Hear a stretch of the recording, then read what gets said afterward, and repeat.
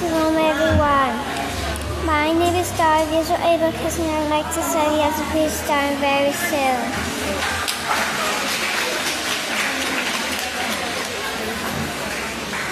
It's now starting 5 years for Sabbath services. Sabbath Shalom. My name is daughter of Yisrayl Abel, and I want to serve you forever as a priestess starting very soon.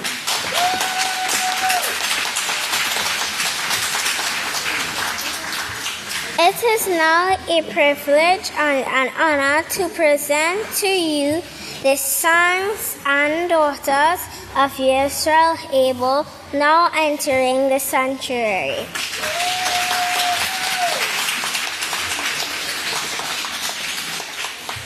It is a privilege and an honor to turn it over to one of the daughters of Yisrayl Abel Jade.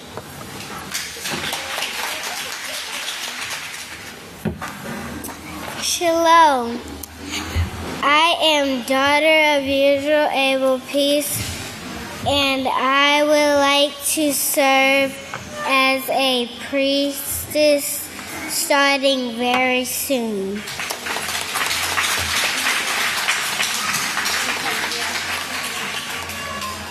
Is everyone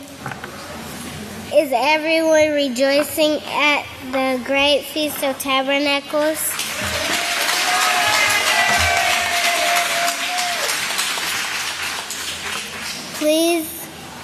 Please get out your pencils and paper for the great teachers coming before you today. It is an honor and privilege to introduce the next speakers to help you continue to rejoice. Praise Yahweh.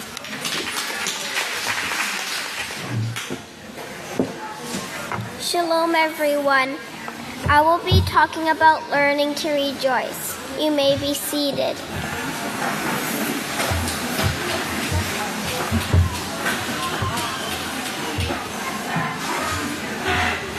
Rejoice means to be joyful for everything you have. Pastor teaches us to rejoice even when we are having our tests and trials every day. Our tests can be hard and sometimes make you feel like you want to cry. When you feel like this, it means you are being tested by great Father Yahweh. Now it is the time to show Yahweh we are willing to be obedient because He says we need to rejoice. We need to rejoice. When I come to the feast, I rejoice when I get to sit with my cousin, when I eat the clean food from the cafeteria, dressing modestly, and when I get to go to the classes with my friends. It is important to teach others how to rejoice as well as by always being joyful. Can you please turn to Psalms 5, verse 11 to 12? But let all those who trust in you rejoice. Let them ever shout for joy because of your protection of them. Let those who love your name, Yahweh, be joyful in you. For you, O Yahweh, will bless the righteousness with your honor. You will surround us like a shield. Thank you for allowing me to speak. It was a great honor. I will turn it over to the next speaker.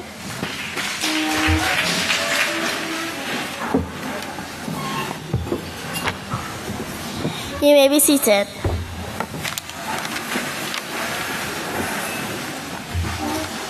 Shalom everyone. My name is Yisrayl Hawkins, and the title of my speech is Rejoice Through Tests and Trials.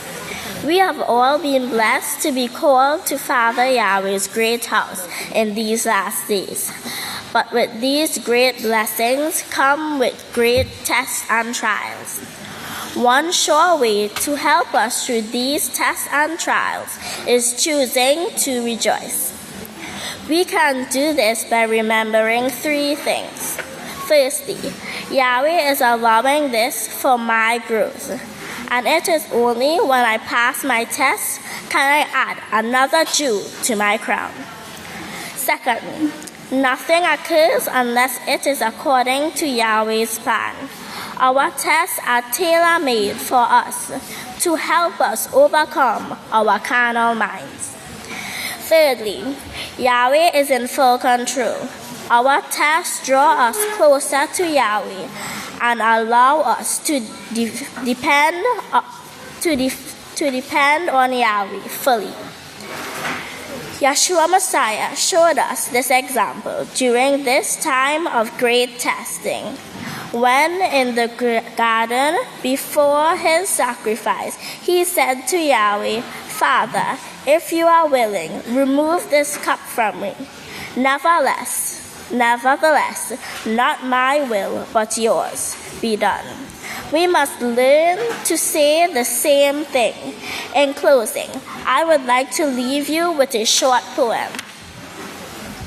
Rejoice in the plan of great Yahweh. Rejoice even when things don't go your way. Rejoice that you have the breath of life each day. Rejoice in everything you do and say.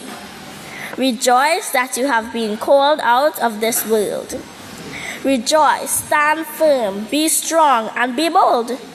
Rejoice that you are being trained for this kingdom. Rejoice and be exceedingly glad, for greatest is your reward in heaven. With this, I end and hand over to the next speaker.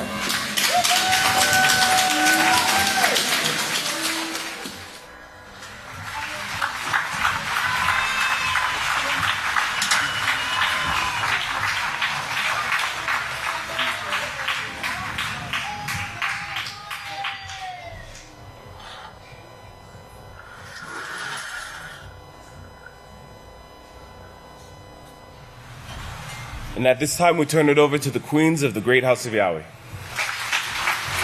Shalom, everyone. You may be seated. Praise Yahweh. Today, we have a really great program planned for you. And we want to start out with our rejoicing.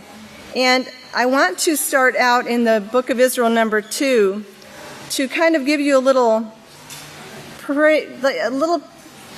introduction to what we're going to be speaking about today, because it's so important. And on page 2 of the book of Israel, and you know, I'm telling you, I love this book. It's the second scriptures.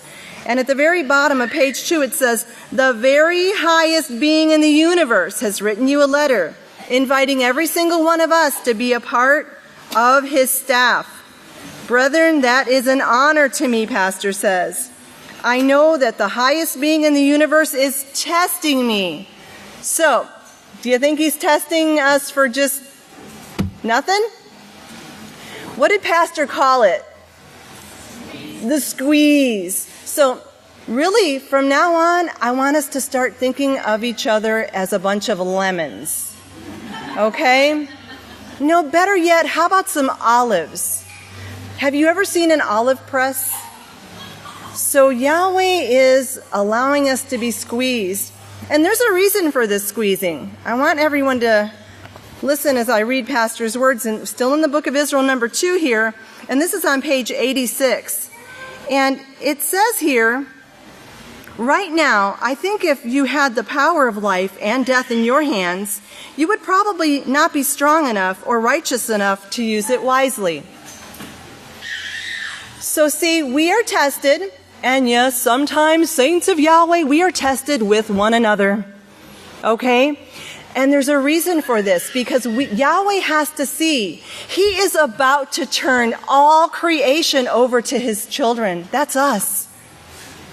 And he has to put us through such pressure to know that we will still rejoice and not do evil with the power that he's about to give us.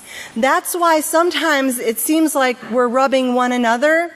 We're actually helping to bring one another to perfection to be able to perform this great job. Do you see it?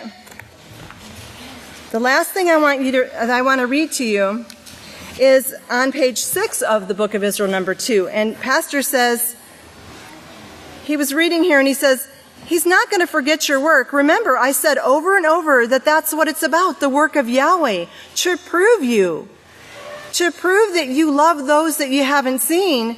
That's the only way you can do it, by doing the work that he asks you to do. If you think about persecution, and if you think it's rough now, wait until the millennium starts, and you start governing all nations. The leaders of these nations are the best at using propaganda and lies to try to destroy their reputations, and that's what they do. You got to be really careful even here. You know, we've got to not take on other people's battles. If somebody has a beef with another olive and they start telling you about it, say, I'm sure that olive has counselors, and I occur not to be one of them, but I bet if you go to the office and report the situation, they'll make sure that that olive is dealt with wisely. Right? So we've got to be careful as the olives in the house of Yahweh that we don't take on other people's quote-unquote problems. Because we need to be the strongest beings in this universe. Because there's going to be propaganda, there's going to be sin, there's going to be gossip, there's going to be rumors. But we have to know that we will only judge by the facts and never be swayed by emotions or the emotions of another person or being. It's vital that we get these lessons now and be able to stand in our place and continue to rejoice. So, without further delay, I'd like to start our program with one of our youngest speakers who is going to help teach us how to rejoice. Let's welcome her.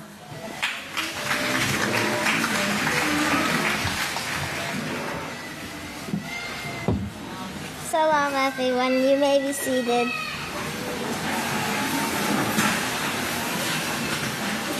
The title of my speech is Rejoice.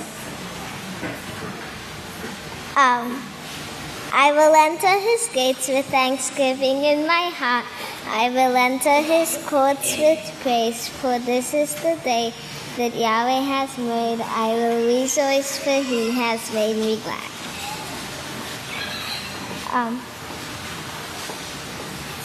Did you know one of the meanings of rejoice means to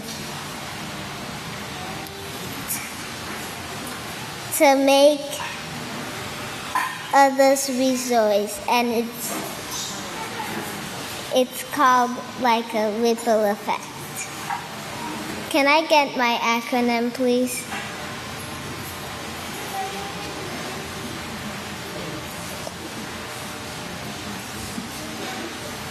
It says, all rejoice eternally, joyfully serving others into Yahweh's kingdom.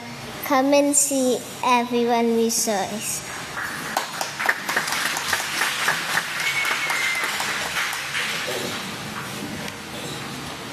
In conclusion,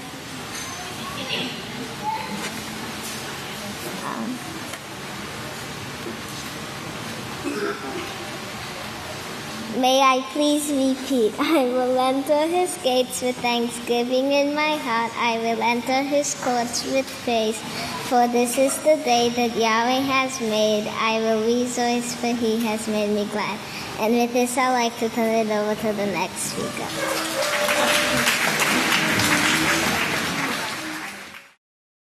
Shalom, everyone. You may be seated.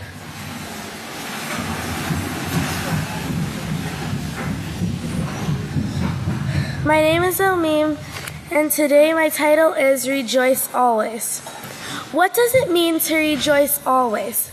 The scripture commands us to rejoice always, but how can we accomplish this? Now let your imagination run wild for a minute. Blue water, white sand, palm trees, and sunshine. If only we could take a vacation. If only we could relax. If only I could have lots of money. If only I could own my dream home. Then I'd be joyful. But is this true joy? Turn over to Romans 12, verse 12.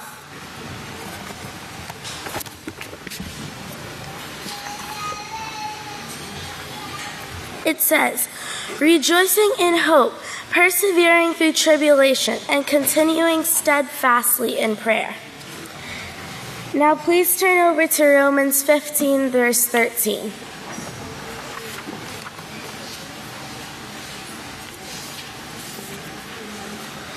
It says, now may the Father of hope fill you with great joy and peace as you trust in him, so that you may abound with hope by the power of the Holy Spirit. Yahweh says he will be your joy on every path you take. He says he will be with you on every step that you take. We will have tests and trials, trust me, but it's up to us how we handle them. Through our tests and trials, we are partaking of Yeshua's sufferings. One of the best known verses in the scripture is only two words long. Turn over to 1 Thessalonians 5, verse 16.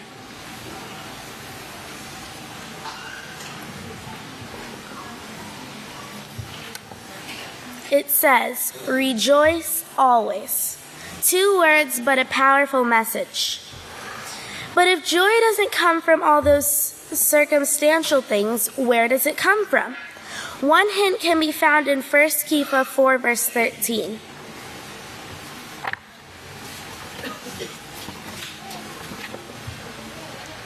It says, but rejoice in the fact that you are partakers of the Messiah's sufferings, that when his glory is revealed, you may also be glad with exceeding joy.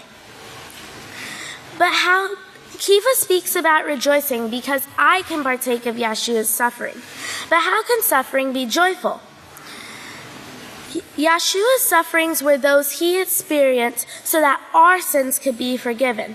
A life without sin is an exceedingly joyful life, and no other short-lived joys can be compared to it. As House of Yahweh members, we can also partake of those sufferings, regardless of our earthly possessions or situations, and the result is a life that fills us with joy. How can joy come from suffering? When we feel someone has treated us unjustly, our first reaction is to get mad, get even. So what does Yahweh mean? He certainly doesn't mean walk around with a huge grin on our face like smiles, or be like, so-and-so just really got on my nerves today, but remember I have to rejoice, so smiles. He means that through your tests and struggles, he will always be with us at the end of the day. That is what he wants us to rejoice in. Please turn over to Philippians 4, verse 4. It says, rejoice in Yahweh always. Again, I say rejoice. We have a faithful Creator who knows what is best for us. We can do Yahweh's will, partake of the suffering of Yeshua, and be filled with joy knowing we have overcome sin. If so, we the saints of Yahweh can be the most joyful people on earth. Make that your joy. And now I'd like to turn it over to the next speaker.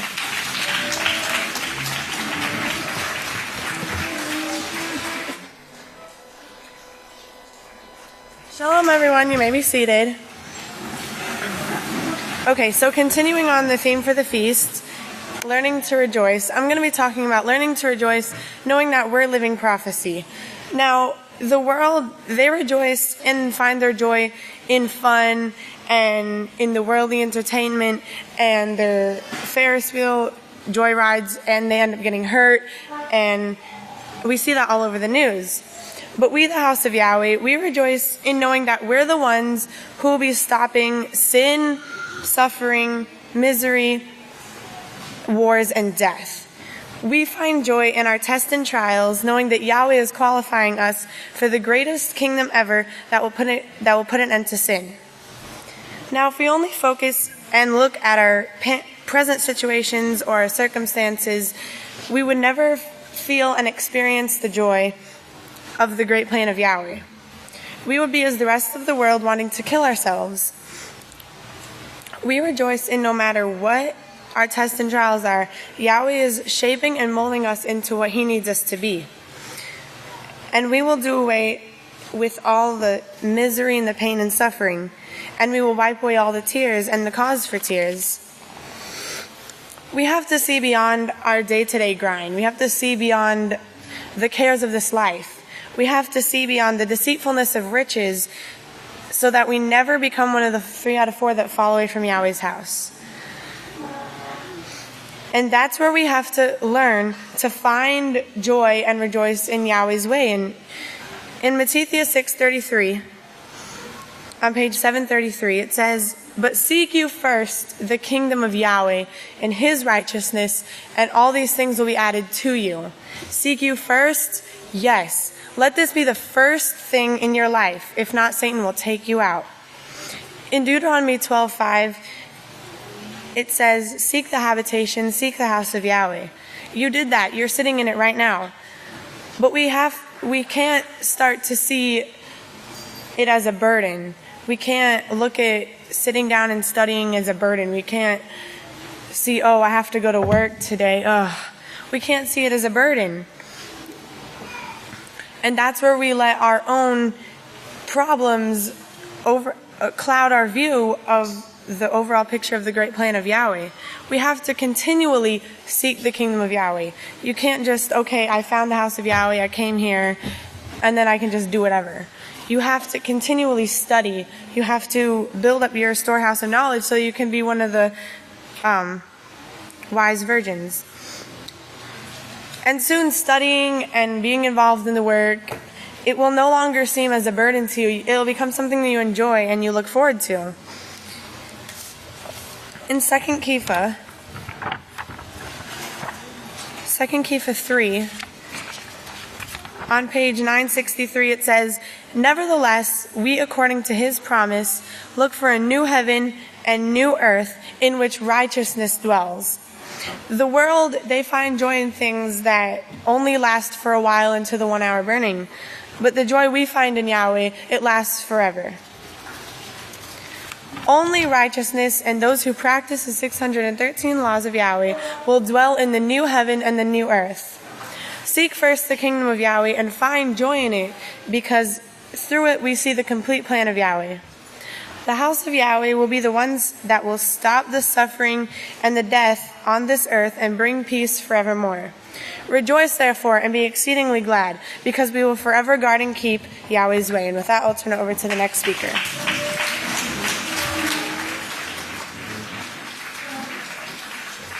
Shalom, you may be seated.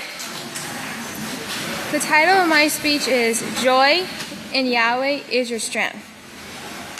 There once was a girl who loved to do the work of Yahweh. She enjoyed and looked forward to any and every job that she was given. She looked at the work of Yahweh as her reward. One day she was helping with a project, doing normal activities, and she fell down. This was no ordinary fall. This was a hard fall on concrete steps. As soon as she fell, her co-workers and friends rushed to help her up. The girl said, "No, don't touch me." Her mother tried to help her and she said, "Mom, don't touch me. I'm in too much pain." The girl knew she had to get up on her own.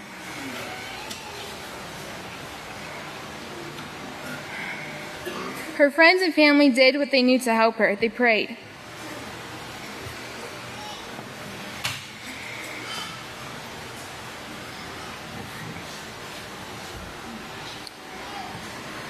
The girl gathered all the strength that she could, and she got up. It would be some time before she fully recovered, but she got up. Her joy in Yahweh was her strength. How many times have you fallen down, either physically, mentally, or spiritually? We all have fallen down many times, but every one of us has gotten back up. Please turn to Proverbs 24:16 on page 512. That's Proverbs 24:16. For though a just man may fall 7 times, he will stand up again. Our joy in Yahweh is our strength. We can do it. We can rejoice every time we get up. Rejoicing and being thankful go hand in hand. We have so much to rejoice about. and be thankful for. We know that in Exodus chapter 20, verse 20, it says, Yahweh has come to test and prove us. We should rejoice that out of all the people in the world, Yahweh has chosen us. Please turn to Matthew chapter 13, verses 44 to 46, and it's page 741. That's Matthew 13, 44 to 46. It's the parable of the hidden treasure. Again, the kingdom of Yahweh is like treasure, hidden in a field, which when a man has found, he hides it again, and then in his joy, he goes and sells all that he has and buys the field. The parable of the pearl of the great price. Again, the kingdom of Yahweh is like a merchant, looking for fine pearls, who, when he has found one pearl of great price, went and sold all that he had and bought it. We have found the kingdom of Yahweh. We have sold all that we have. We have given up the ways of this world because our joy in Yahweh is our strength. Please turn to Genesis 28:17. It's on page 23. And that's Genesis 28:17. Jacob said, "How wonderful is this place! This is none other than the house of Yahweh. And this is the gate, the entrance, the way to the kingdom of Yahweh." We have so much to rejoice about. We have the great house of Yahweh, and we have a teacher. Where would we be without a teacher? Please turn to Acts chapter 8, verse 30 to 31, on page 848. And that's Acts chapter 8, verse 30 to 31. So Philip running up to him, and he was an Ethiopian man sitting in his chariot, heard him reading the prophet Isaiah and said, "Do you understand what you're reading?" And he said, "How can I, unless someone guides me?" Think of all of the things that Yisrayl Hawkins has taught us, and we should rejoice. Don't wait for some major fall or tragedy to occur before you decide to rejoice. Rejoice always. Rejoice in the little things. You woke up this morning. You're surrounded by people who love you. You are here attending services during this Feast of Tabernacles. We have classes that we can attend. We have the opportunity to learn to be teachers. Again, I say rejoice. We have the important jobs to do, like serving each other in the concession stand, the cafeteria, our work areas, cleaning the sanctuary, teaching the children. Choose Yahweh, and He knows the benefits of rejoicing. He gives us His laws to remind us to rejoice at the feast. Yahweh says, be thankful in prayer, praise, and deed. That means to be thankful and to rejoice always. Our joy in Yahweh is our strength. And I'd like to thank the greatest teacher in the world, Yisrayl Hawkins, for allowing me the opportunity to speak today. If you all please stand, I'll turn it over to the next speaker.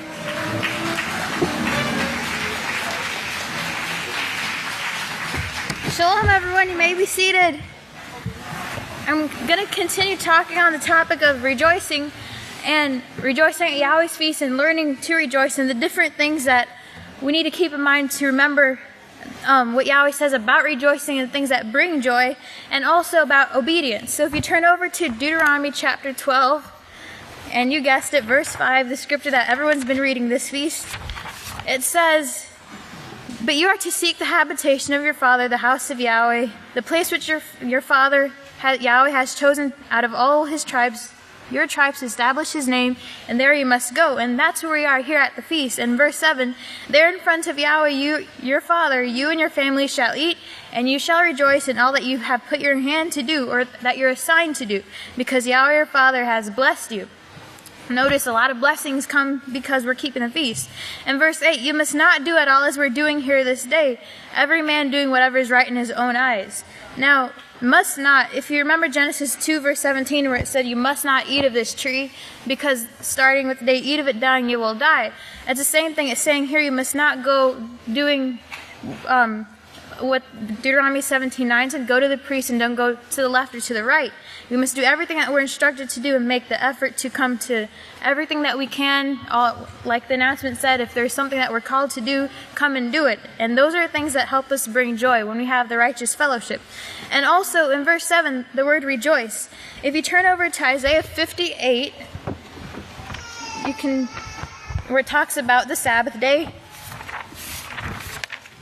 you see something else that brings joy as well. Verse 13 and 14, if you turn away your foot from breaking the Sabbath, we should be joyful that we've been taught the proper way how to keep Yahweh's Sabbaths. And from doing your own pleasure, your own business on my holy day, and call the Sabbath a delight. And notice that, call it a delight. We have to learn how to want to do these things and find joy in Yahweh's laws. Verse 14, then you will find your joy in Yahweh, and he will cause you to ride on the high places of the earth. And remember that word rejoice, joy, it means the same thing. But notice where it said in Deuteronomy, we cannot do whatever we want to do. And in verse 17, chapter 17, it says, go to the priest and do exactly what we're told to do. That word obey in Strong's, it's word 8085, and it means to hear with the intent to obey, to listen attentively. And in Greek, it means to submit to everything that we're told to do. And a perfect example of someone who was obedient to everything they were told to do and submitted was Yahshua. Just one example.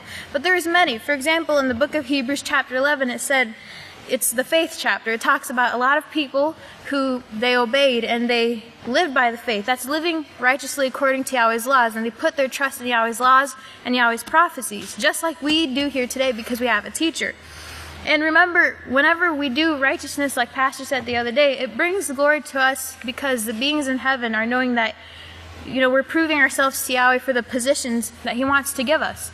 And the being obedient, and Hebrews, where it talks about being obedient. Remember also Genesis 6:25, where it talks about Abraham, he obeyed. Because Abraham obeyed my voice, my laws, my commandments, my statutes, and my charge. We want that to be said about us here too in the last days. Something else that brings us joy, you can find it in Yochanan chapter 13, and it's the perfect example of being a servant. And you can see here in verse 12. This is Yahshua on the night that he was betrayed, and he washed his disciples' feet.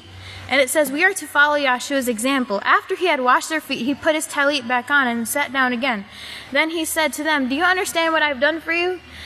You call me teacher and leader, and rightly so, for that is what I am. Since I, then your leader and teacher, have washed your feet, you're bound in obligation to wash one another's feet. For I have given you an example that you do as I have done for you. Truly, truly, I say to you, the servant is not greater than his ruler, nor is he who is sent greater than he who sent him. So there you can see the obedience again. Verse 17, if you do these things and stressed out and depressed you are. Is that what he said? No. He said, if you do these things serving one another, joyful are you when you do them. And it brings true joy when you can serve other people.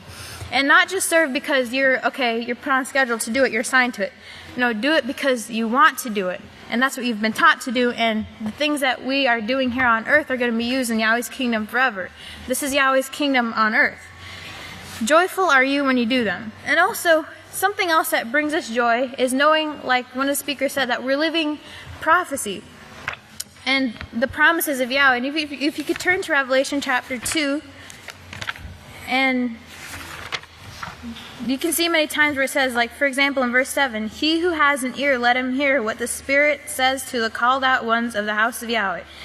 To him who overcomes, I will give to eat from the tree of life that is in the midst of the garden of Yahweh. And if you get, he who has an ear, let him hear, Yahshua said that many times. For example, when he was giving his teaching in parables, he said, he who has an ear, let him hear. Many are called, but few are chosen.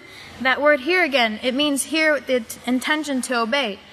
To obey to the fullest extent, to do everything you can to follow the instruction. And the Spirit of Yahweh is the laws of Yahweh, and this is the only place where we're taught Yahweh's laws. He who has an ear, let him hear what the Spirit says to the called out ones of the house of Yahweh. He who overcomes will eat from the tree of life, which is in the midst of the garden of Yahweh. And remember, that's something that we should be thankful for too, is living in the last days where salvation is once offered again. That tree of life, the salvation was cut off back in Genesis when mankind chose to sin. Also verse 17, he who has an ear, let him hear what the Spirit says to the called out ones in the house of Yahweh. To him who overcomes, I will give to eat of the hidden manna and the white stone, a restored name, Yahweh written, which no one acknowledges except he who understands. The understanding that we get here in the house of Yahweh is so amazing. It reminds me of the other sermon when Pastor was saying, the people who are learning now, they'll never be able to catch up to where we are, and we'll never be able to catch up to where Pastor is, and he'll never be able to catch up to where Yeshua is. We one day will be, but they'll always be ahead of us.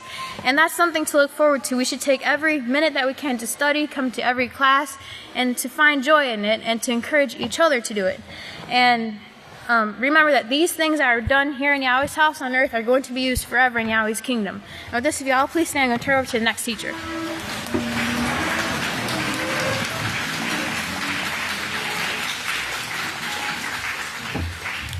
Shalom, everyone.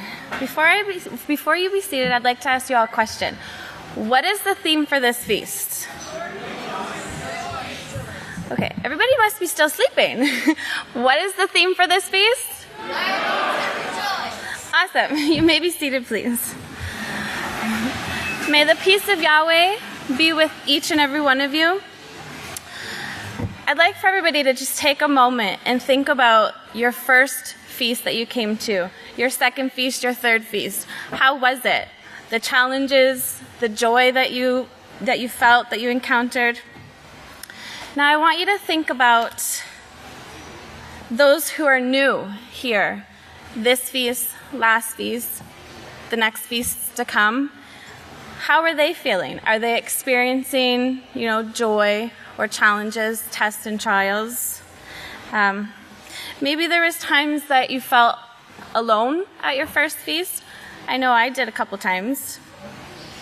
Maybe there was things that you witnessed that weren't what you had expected the first few times. Coming to a new place for anyone can be really scary. But the house of Yahweh, it doesn't have to be scary. It is up to us, each one of us in this sanctuary, to show each one of us and to show the world that the house of Yahweh is a place of pure joy. And I'm sure you can all agree, right? Praise Yahweh. People are coming here because it is the place of joy, love, and concern. They want that in their lives. So, house of Yahweh, we need to maintain that image for each one of us sitting in this room today, all our brothers and sisters that are watching on the TV, and those who are going to be coming. We need to maintain that image for them. So I want everybody to ask yourselves, are we showing each of us, the person beside you, in front of you, behind you, that the house of Yahweh is a joyful place, a place without hatred, a place without gossip or putting each other down? Or are we showing that it is a place of misery, that we're complaining about this, that, and everything, or this person and that person? I know for me, I don't want to be in a place like that. I want a place that is filled with joy, love, and concern for all. Praise Yahweh. I'd like everybody to turn in your book of Yahweh to Proverbs 24:17, if you could. And here we are to see what we're not to do. It says, "Do not rejoice when your enemy falls, and do not let your heart be glad when he stumbles." I read that last night and I was like, wait a minute. When your enemy falls, well, we're told to love our neighbor as ourselves. So we shouldn't have any enemies, right? Praise Yahweh. If you do, I would really like to encourage you to humble yourself and forgive that person. And go to that person and ask them to forgive you as well. Yahweh created each and every one of us individually, and we have our own tests. We have our own things that we need to overcome. I'll be the first to admit that I'm not perfect. I would hope that I'm not looked down on or talked about for my shortcomings, because I know that I am still overcoming. And praise Yahweh. If I'm here and you're here, we have something in common. We want to overcome, and we want to find joy. And that is enough for me to accept each and every one of you and to love you. Praise Yahweh. So, as I'm standing up here today, I'll be honest, I'm looking at the sanctuary at a different angle, and there's a lot of people here. And there's a lot of people that I've never really talked to, and I don't know a lot of you. I'd like to encourage everybody this feast to look around and really see everybody here, to really take it in for the reasons that they are here. And if there is somebody that you haven't met, go up to that person, introduce yourself, and praise Yahweh for that person, because that person is here with you for the same reasons. Praise Yahweh. And think about that. Be a reason for someone else to rejoice. Just think about that for a minute. Be a reason, be the reason for somebody else to rejoice. Before I close, I want to give you a little activity this feast. I cannot take credit for it. It was given to us in a workshop that we had, but I thought it was a really awesome, fantastic idea. If everybody can pull out a piece of paper, and on the top write, rejoice. And from now on, from the rest of this feast, every time you hear a scripture that's pertaining to rejoicing, write that scripture down. And when you leave this feast, either keep that paper with you or pin it somewhere in your home where you can see those scriptures all the time. And when you need that encouragement, go back to those scriptures and remember what rejoicing means to you and what Yahweh says about rejoicing as well. For my closing scripture, can you please turn to Philippians 4, verse 4? Okay. So on the count of 3, I want everybody to do this in unity and read that scripture with me. So is everybody there? Praise Yahweh. 1, 2, 3. Rejoice in Yahweh always. Again, I say rejoice. Praise Yahweh. And I want to thank you all, and especially Yisrayl Hawkins, for allowing me to speak today. It truly is an honor and a blessing to speak to the called out ones. And will you please stand? I'd like to welcome the next speaker. Thank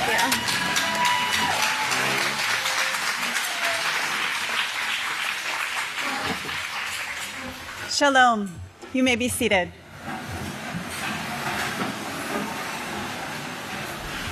Today, I'm going to start with a story.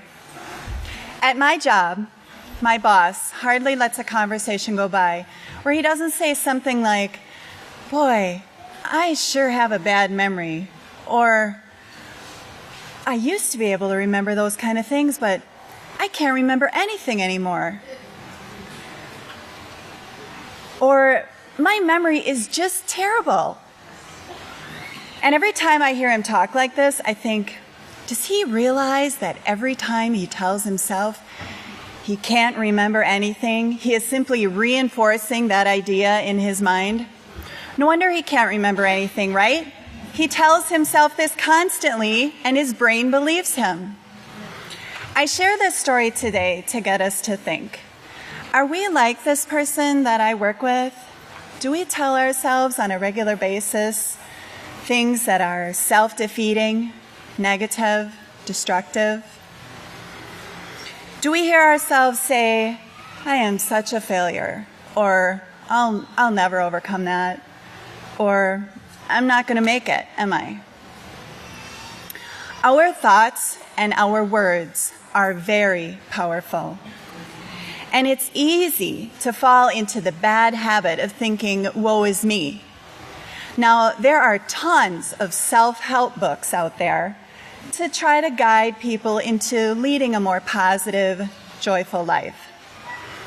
Many years ago, I was introduced to a fabulous collection of self-help books, and I would say that they are the greatest collection of self-help books in the entire universe. Of course, I'm talking about the Book of Yahweh, the Holy Scriptures.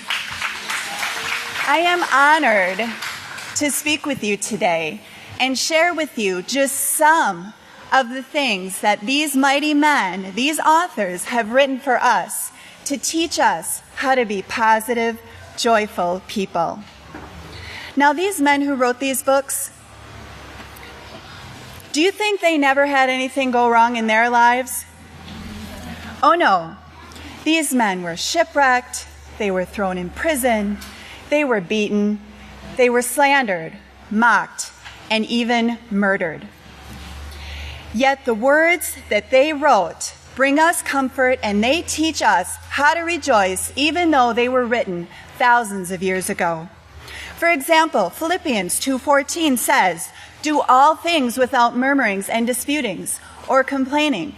All things. That means put away the negativity and choose to take on an attitude that I am joyful and blessed. After all, it could be worse. We have no idea what Yahweh has really spared us from.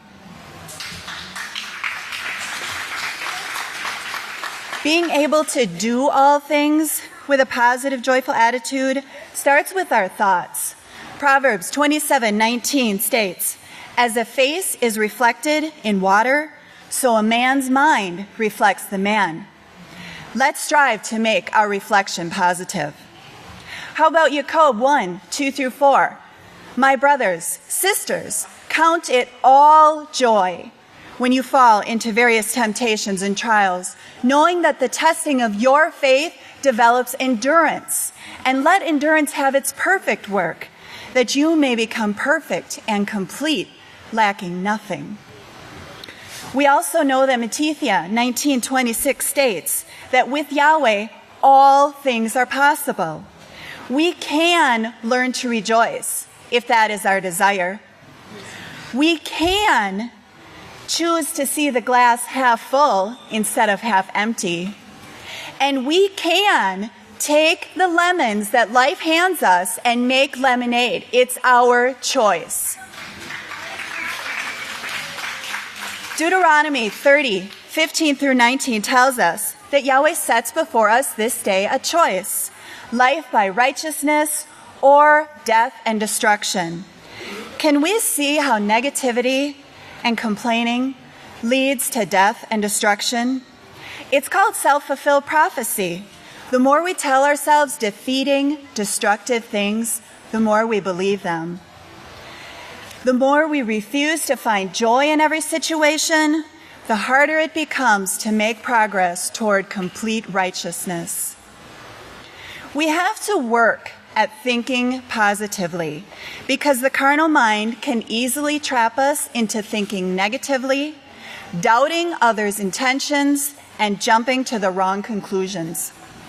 Consider this guidance from Shaul, who wrote to the Philippians in Philippians 2:2-3. "Complete my joy by being like-minded, having the same love, being united in one accord of one mind. Let nothing be done by way of strife or empty glory, but in lowliness of mind let each esteem others better than themselves." What great advice for how to achieve joy in one's own life. And Psalm 119:165, "Great peace have they who love your law, and nothing will offend them, cause them to fall because of unbelief or sin." Loving the law, loving the keeping of the law, brings great peace, which brings great joy. Romans 12:10 encourages us, "Be kindly affectionate to one another with brotherly love, in honor, showing deference, respect, honor to one another." Romans 12:18 says, "If it is possible," and we know it is because Yahweh says all things are possible, "if it is possible, as far as it depends on you, on me, live peaceably with all." Here's another great piece of advice in 1 Thessalonians 5:13. "Be at peace among yourselves." It's very difficult to rejoice when you're not at peace among yourselves. Romans 14:19. "Therefore, let us pursue the things of peace and the things which build up the house of Yahweh for one another, Making the choice to pursue peace will lead to great joy. And of course, 1 Thessalonians 5:16 simply states, rejoice always. It can't get any simpler or plainer than that. We learn to rejoice when we choose to be positive, humble, peaceful. I leave you with two more quotes today, these from another mighty author of cherished self-help books, the greatest teacher in these last days, from the first book of Israel, chapter 16, verse 8. Back to rejoicing. You can rejoice in knowing that Yahweh is pulling you out of this mess and is actually going to save your life if you will do what he tells you to do. That is rejoicing in Yahweh. Rejoicing in the truth, as one of the apostles said, rejoicing that Yahweh showed you the truth so that you could turn from sin. And in the second book of Israel, going on to perfection, chapter 21, verse 146, this is a time, brethren, not for sadness and gloominess. This is a time that the house of Yahweh should be rejoicing. The fact that we see these prophecies taking place and we see ourselves being tested for the kingdom should be reasons for us to shout, Hallelujah, Yahweh. Let's take the advice from these great self-help authors who want nothing more than to see us succeed at being positive and peaceful and learning to rejoice. I'll now turn it over to the next speaker.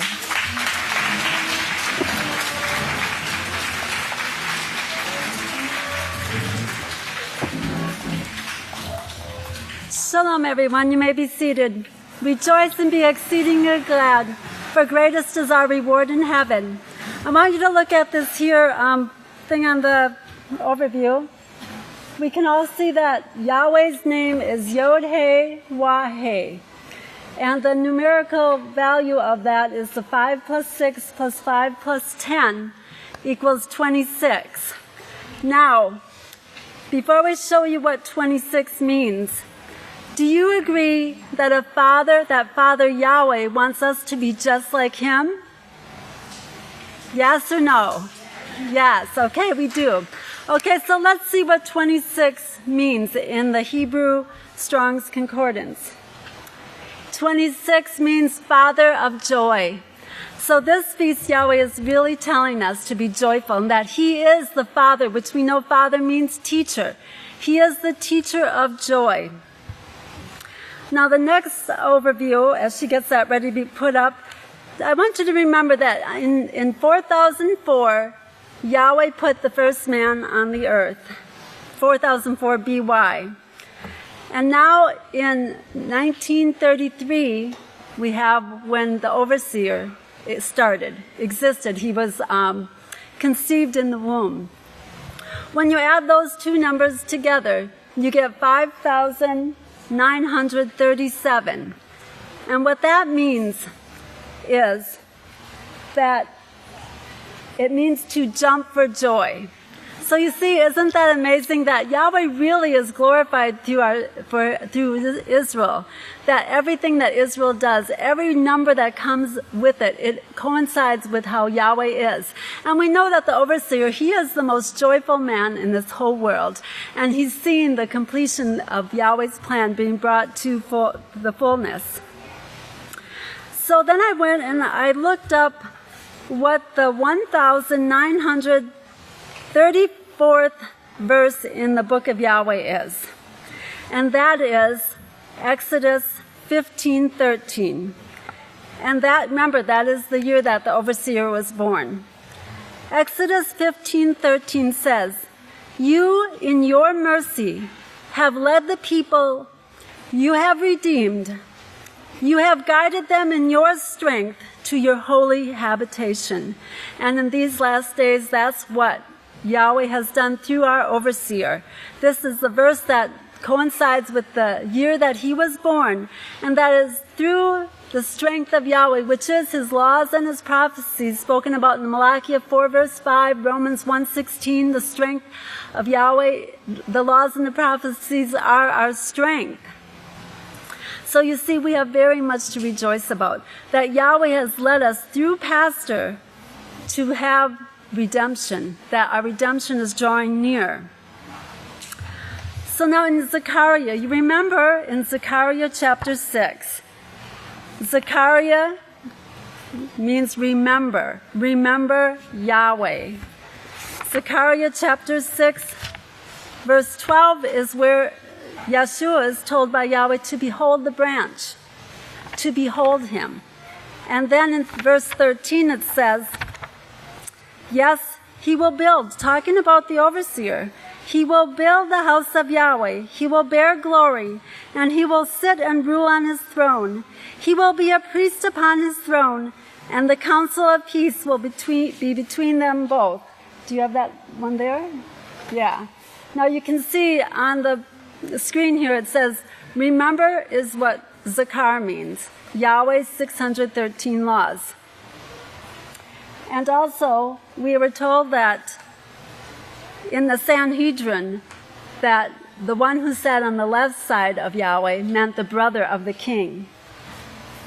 Well, I went and looked up the gematria for right hand because remember in Isaiah 45:1 it says that Yahweh will take our overseer Yisrayl Hawkins by his right hand. Right hand means brother who is able to understand. Is that not amazing that, yes, it is our overseer that is the brother of Yeshua, the brother of the king, that he is the one who brings forth this understanding, and that is what we rejoice in. Because without the understanding that we have been given in these last days, we would have no hope of anything. I can't imagine how this world has any hope of anything. Let us turn over to Matthew 7, 13 and 14. Matthew 7, 13 and 14. It says there, enter in through the narrow gate. And then the first sentence in verse 14 says, because straight is the gate.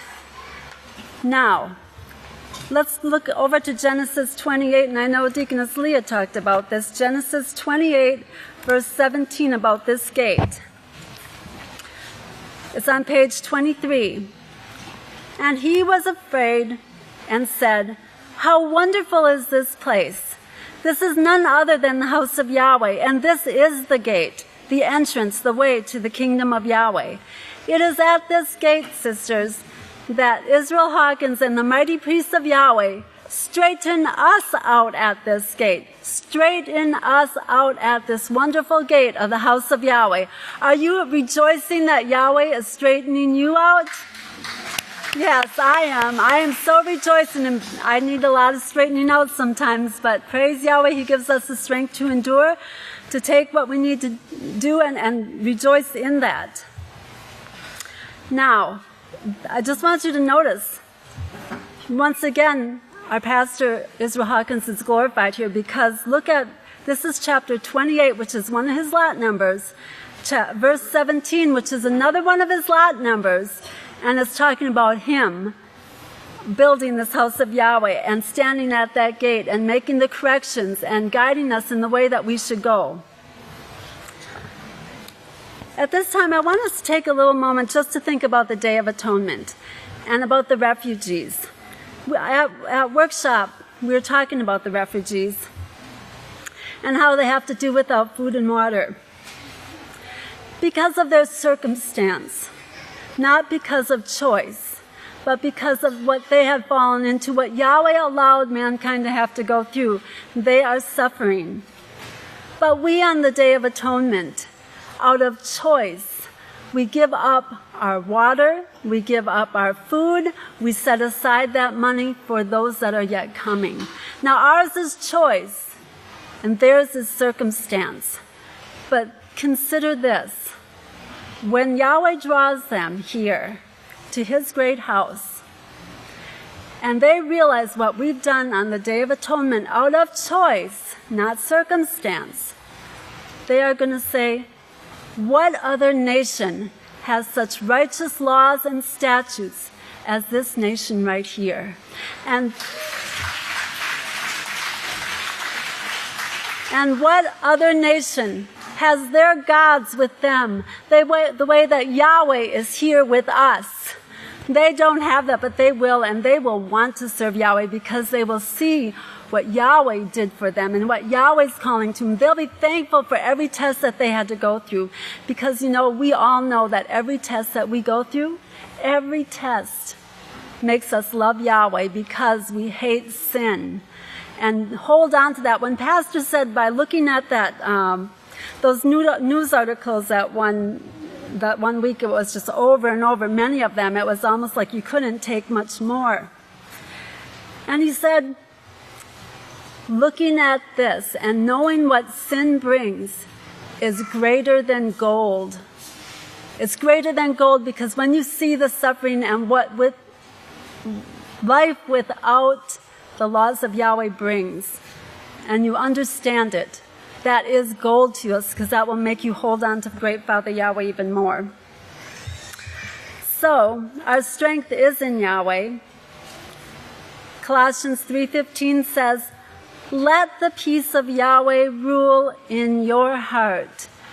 Let the peace rule in my heart. Let the peace of Yahweh rule in our heart. And when we do this, you have nothing but rejoicing. So when we let the peace of Yahweh, and I want you to say this every day of the feast so that you can remind yourself that's what we're supposed to do, is let the peace of Yahweh rule in our hearts. So that when the peace and the joy and the love, the compassion, the mercy cohabitate in our hearts, then the joy of Yahweh will be amongst us always, and we will truly glorify great Father Yahweh. May Yahweh truly bless your understanding. It's been a great honor, a privilege to come before you and to bring what Yahweh allowed me to bring. May Yahweh be glorified.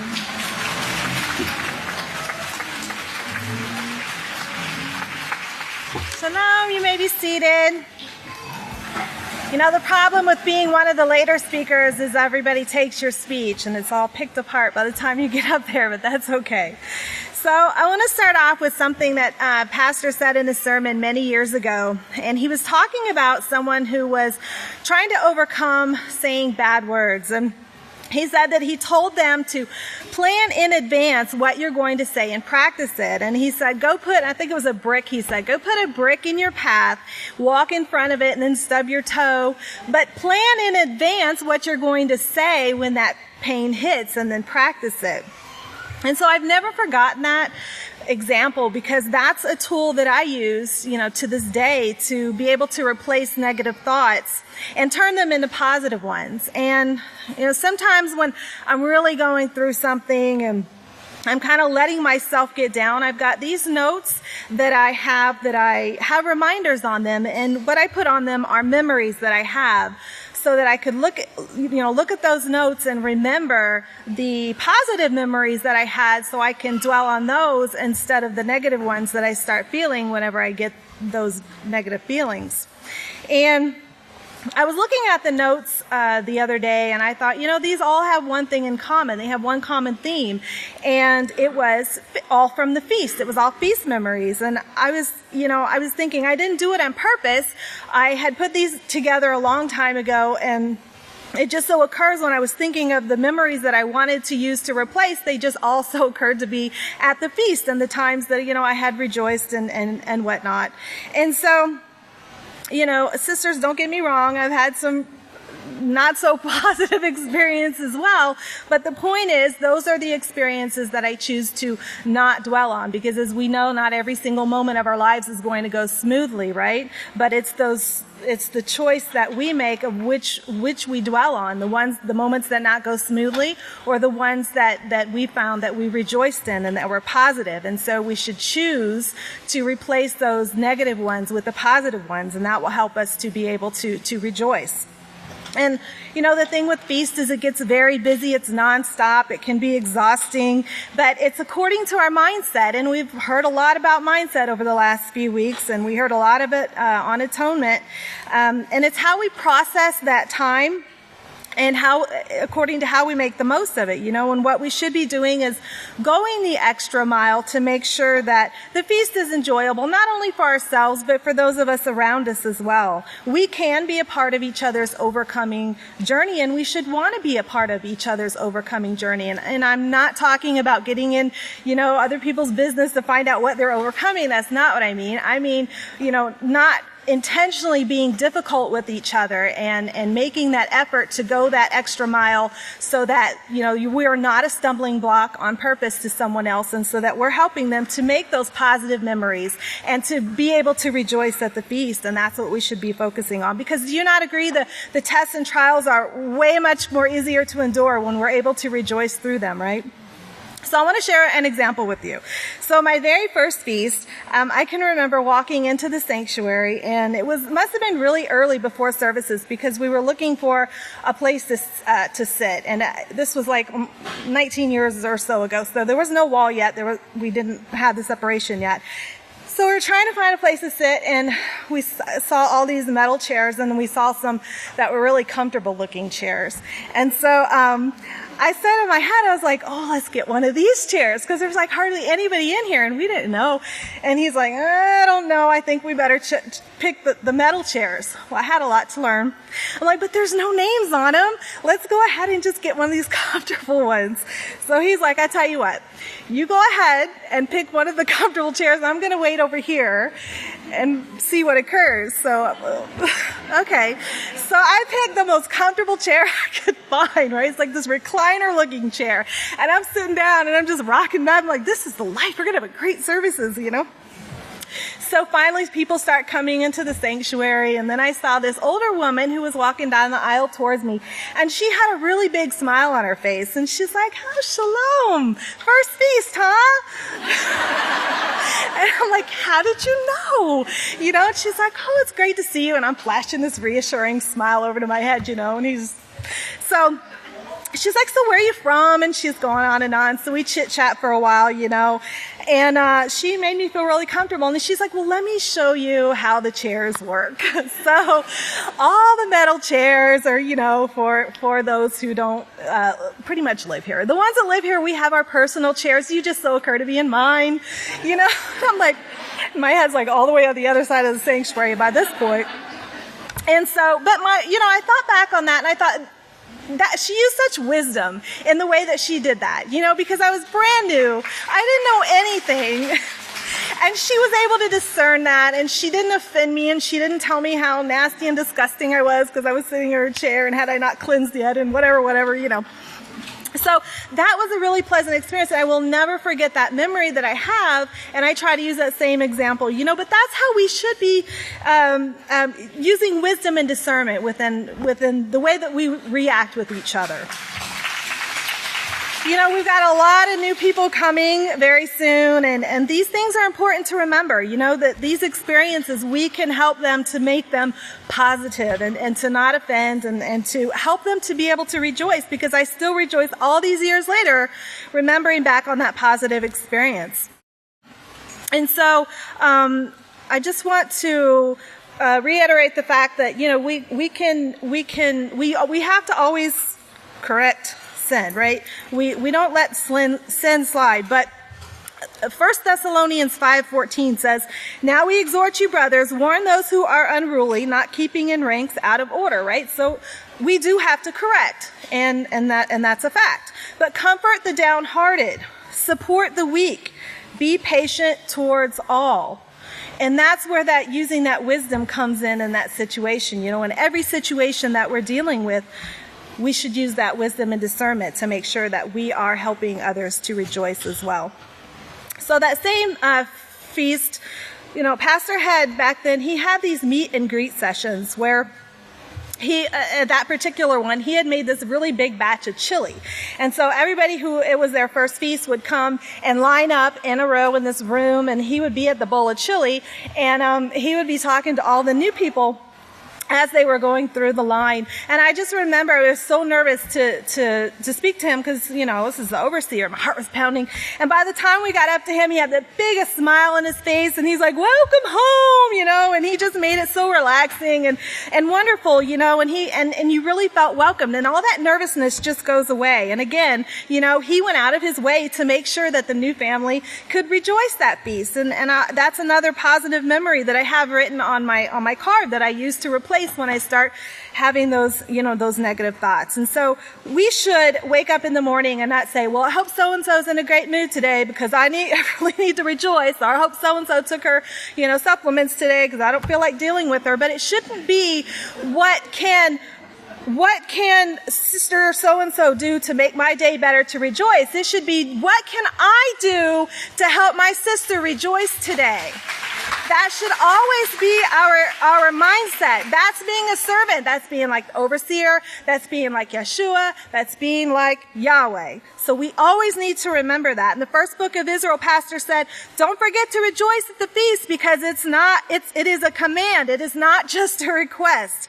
And we know, as we've heard earlier in the feast, that the future priest was talking about the benefits that come from rejoicing, the physical benefits. And we know that every command, there's a physical and a spiritual benefit. We may not always see them, but we just have to trust, obey, be obedient, and they will come to us.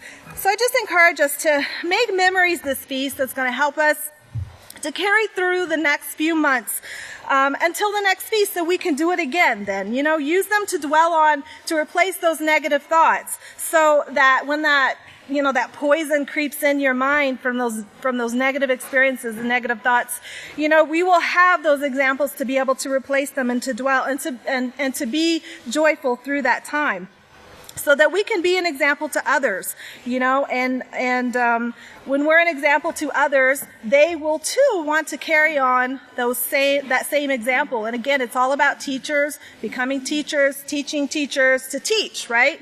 And so we can be a part of that. So finally, sisters, you know, whatsoever things are true, whatsoever things are honest, whatsoever things are just, and whatsoever things are pure, whatsoever things are lovely, whatsoever things are of righteous report, if there is any virtue, if there is any praise, think on these things. The things which you learned and received and heard and saw, do these, and the peace of Yahweh will be with you. Praise Yahweh. And with that, I look forward to rejoicing with you for the rest of the feast, and I'll turn it over to the next speaker.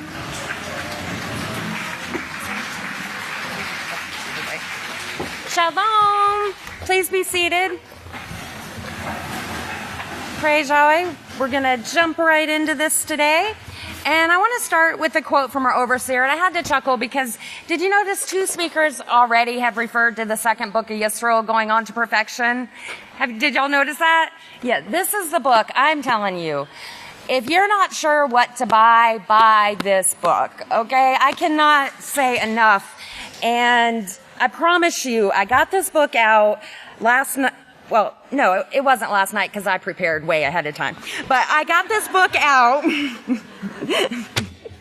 when I went to work on my speech, and I just opened it up. And this is what came up. So I want to share it with you all. And this is from the second book of Yisrayl, chapter 25, July 3rd, 1993. And it's on page 227. And our overseer said, yes, I do wake up crying at night, and I have bad dreams. Sometimes I have dreams that relieve me, and I'm thankful for those. Otherwise, it starts getting me down, depressing me. I can't keep my mind on my work, and I seek relief from others. I seek sympathy, I guess. That's the only thing. I feel sorry for myself, so I start seeking sympathy. But it always comes back to where my strength comes from. And I find out that I should have gone to Yahweh to begin with, because that is where your strength comes from. We tend to forget that and rely on others, but we have to keep in mind where our strength comes from. And that's what, praise Yahweh, and that's what I really want to encourage all of us as we're learning to rejoice. We are an imperfect people learning to keep a perfect law.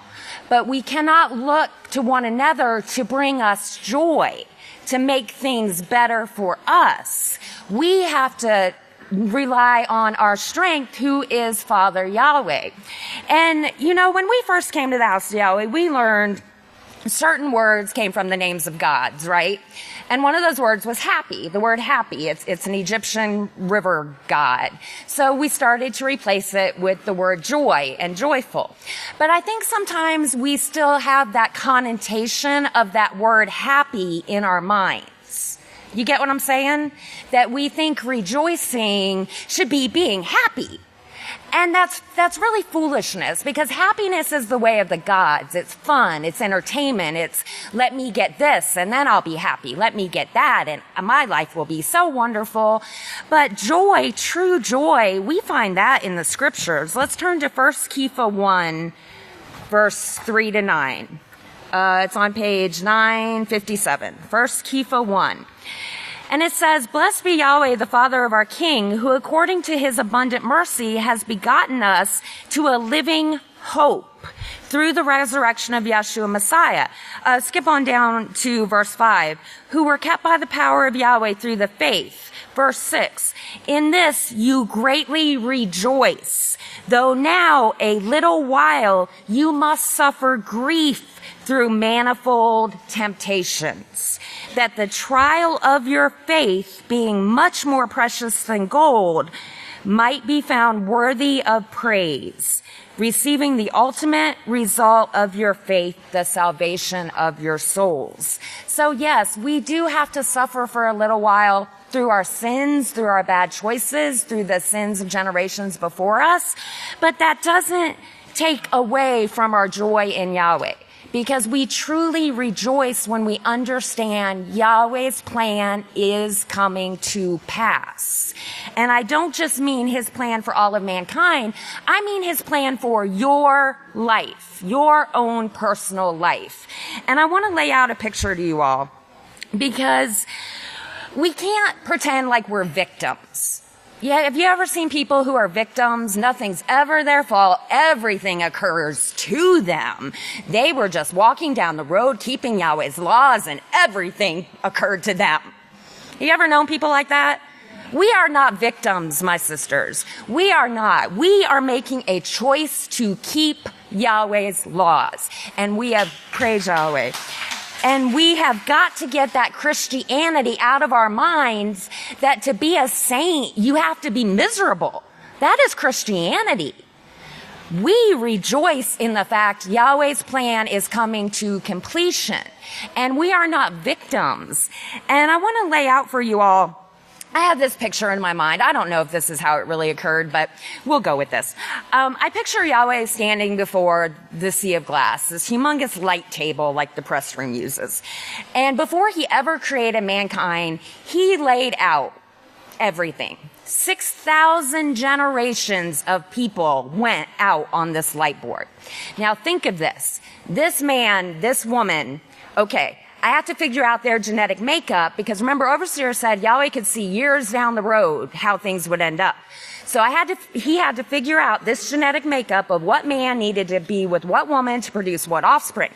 But now think about it. We're free agents. We can make our own choices. So within each one of those people, he also had to figure out a plan for their life, what way he needed them to go. Well, what if they decided to go this way? So he had to have a backup plan for if we decided to go this way, that he could allow things to occur to get us back on track. He did that. Every single person. 6,000 years of that. Do we really think Yahweh doesn't know what we're going through? Really? And I want you to think about it. Genesis 1:26, that Yahweh is making mankind into his image and likeness. Have you ever wondered what makes you different? What makes you different from your neighbor? Why were you called here? Why were we brought to Yahweh's house? Because within our genetic makeup, we have the ability to become like Yahweh. Is that not awesome? That's what makes us different. That's why we're here and our neighbor isn't. And we have to have appreciation to Father Yahweh for that. And truly, sisters, that is our reason to rejoice. We're here because we want to be here. And, you know, some of the other speakers have said it, and I'm just going to reinforce it, that we either believe this is Yahweh's house or we don't. There is no middle ground. Well, I believe this is Yahweh's house, but I don't agree with everything. No. I believe this is Yahweh's house, but things have got to change. No. No, no. We either believe this is Yahweh's house or we don't. Okay? Because if we say comments like that, that is the same as saying, Yahweh, you don't know what is going on. Like Yahweh's just up there going, I don't know. I laid out this plan, but now my house is going crazy, Yeshua. What do I do? Look, they're doing all kinds of stuff I don't agree with. It's totally against my plan. What do I do, Yeshua? What do I do? Come on. If there is something, Yahweh will work it out in His time according to His plan. And remember, we are an imperfect people striving to learn to keep a perfect law. But we cannot let the shortcomings of others determine our salvation. Because I guarantee you, sisters, I want to be forgiven for my sins. I want kindness and forgiveness shown to me, and I think every single one of us wants that. So how dare we say someone else isn't worthy of that? What would make us feel better if they fell away? Would that make everything better? If that person we struggle with, if they just got out of here, then I'd be happy, right? We've got to remember there's a point, there's a plan, and I need to move on because I always run out of time. So I want to close in Romans 13:12. If we can go to Romans 13:12. I love this scripture, and this is a scripture that you need to write on your little paper that they were talking about earlier, and remember this. Do this, understanding the present time. The hour has come for you to wake up from your slumber, because our salvation is nearer now than when we first believed. The night is nearly over. And that word night, it means time for deeds of sin and shame, time of moral stupidity and darkness. That is almost over. The day is almost here. And the word day means the time when Messiah will return to perform the final sentencing and perfect His kingdom. That day is almost here. So let us throw off the works of darkness and put on the armor of light. And we know that the light is Yahweh's laws. Sisters, I encourage you, rejoice, not in some Christian fallacy of what it means to rejoice, but knowing Yahweh's plan is coming to pass, and we're a part of it. We are a part of it. Work with one another, put up with me, tolerate me, and we will stand together in unity as forever and ever. And I do pray Yahweh will bless you all, and I'll turn it over to the next speaker.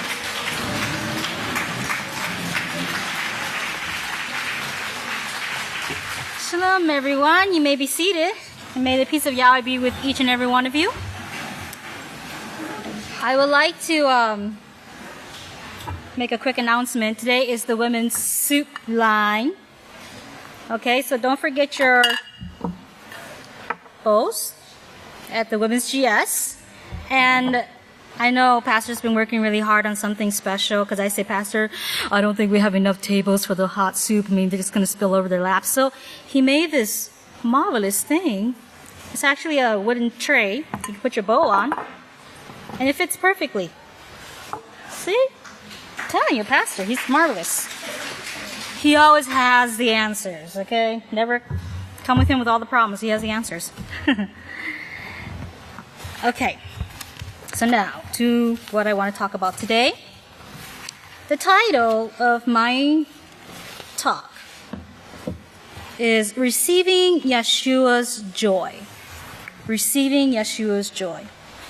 Now, I don't know if you all can relate with me, but there are some things in life that is just so hard to find.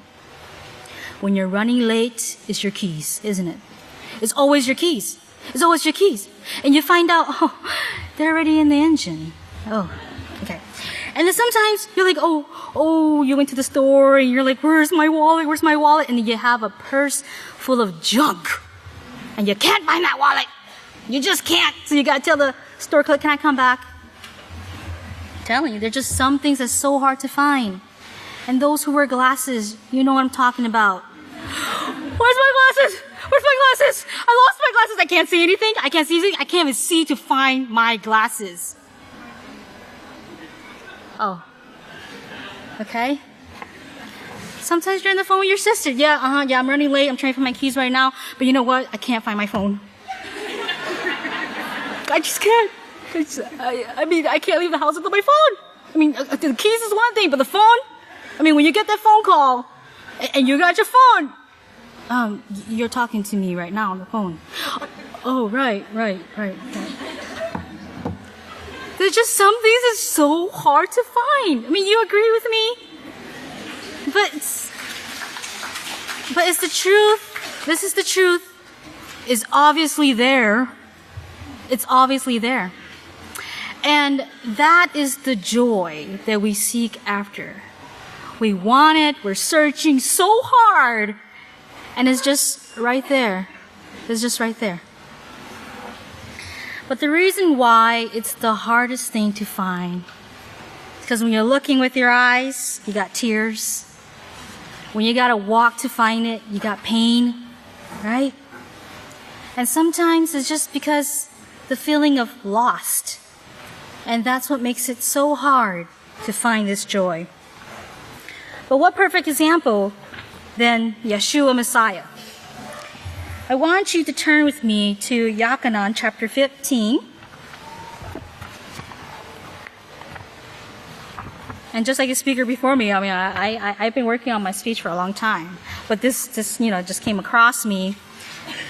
And I hope I make this point very clear today. But in Yochanan chapter 15, verses 11, Yeshua says, "These things I have spoken to you, that my joy might remain in you, and that your joy might be complete." Receiving Yeshua's joy. Yeshua, even though he was teaching nonstop, he always mentioned this verse, these type of words. My joy I want to give to you, that your joy may be complete. Now he says here, these things, these teachings, all these words in this same chapter, in this whole entire book of Yahweh that Yeshua spoke, these things was his joy. Was his joy. I want you to go up to verse 4 and verse 7. We're going to read that.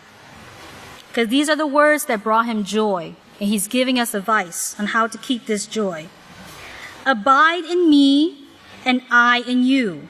Just as the branch cannot produce fruit by itself unless it abides in the vine. Who's Yeshua? Neither can you unless you abide in me. I am the vine. You are the branches. He who abides in me and I in him produces much fruits, but without me you can do nothing. Let's go to verse 7. If you abide in me and letting my words, this is how you abide, letting my words, my teachings pertaining to the laws and the prophets abide in you, you will ask what you will, and it will be done for you. When we're suffering, when we ask, it will be done for us. If we abide by keeping the laws and the prophets, as Yeshua explained here. Before feast, we had to talk about unity again. And I'm like, I'm running out of ideas. I mean, haven't we gotten it straight already? Like unity together as one? But Yeshua showed it right here. It dawned on me. Every time he spoke about joy, he spoke about unity. He spoke about that unity. So this lesson has to be taught to us over and over again. And if it wasn't enough, Yeshua said it again in chapter 17. So let's go to chapter 17 and verse 13.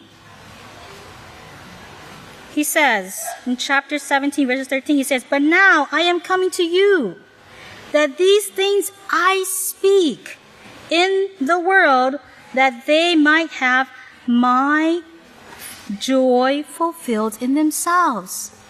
This is our joy. Do you all understand that? The words, this book of Yahweh, the advice, as our wonderful speakers were talking about, these words are our joy. They are what lifts us up when we are down. And let's go to verse 11, because again, it's reiterated about this unity. We're going to read verse 11 and verse 20 to 24. It says, "And now I am no longer in the world, but they are in the world, and I come to you. Holy Father, keep through your own name those whom you have given me, that they may be one in one accord, unity as we are." These were the words Yeshua spoke of before he said, "The things I speak about, I want them to take heed of it, so they may find this joy." Let's read verse 20 to 24. And Yeshua speaks about us here. "I do not pray for these alone, but also for those who will believe on me through their words." Isn't that true? That's who we are. That they all may be one, as you, Father, are in me, Yahweh and Yeshua in unity, and I in you, that they also may be one in us. So that's our example, the unity between Yahweh and Yeshua, to become in unity with Yeshua as well, so that the world may believe that you have sent me. And the glory which you gave me, I have given them, that they may be in unity, just as we are in unity. I in them, you in me, so that they may be made perfect in unity, and that the world may know that you have sent me, and you have loved me, as you have loved me, as you have loved me. Love them as you have loved me. Father, it is my will that they whom you have gave me also be with me where I am, and they may uphold my glory which you have given me, for you loved me before the foundations of the world. And that's what unity is all about, is this beautiful joy that will come from it. This beautiful joy. Something that we all have in common, and that word's been used a lot, all have in common, and I want to say it again, is the laws and the prophecies.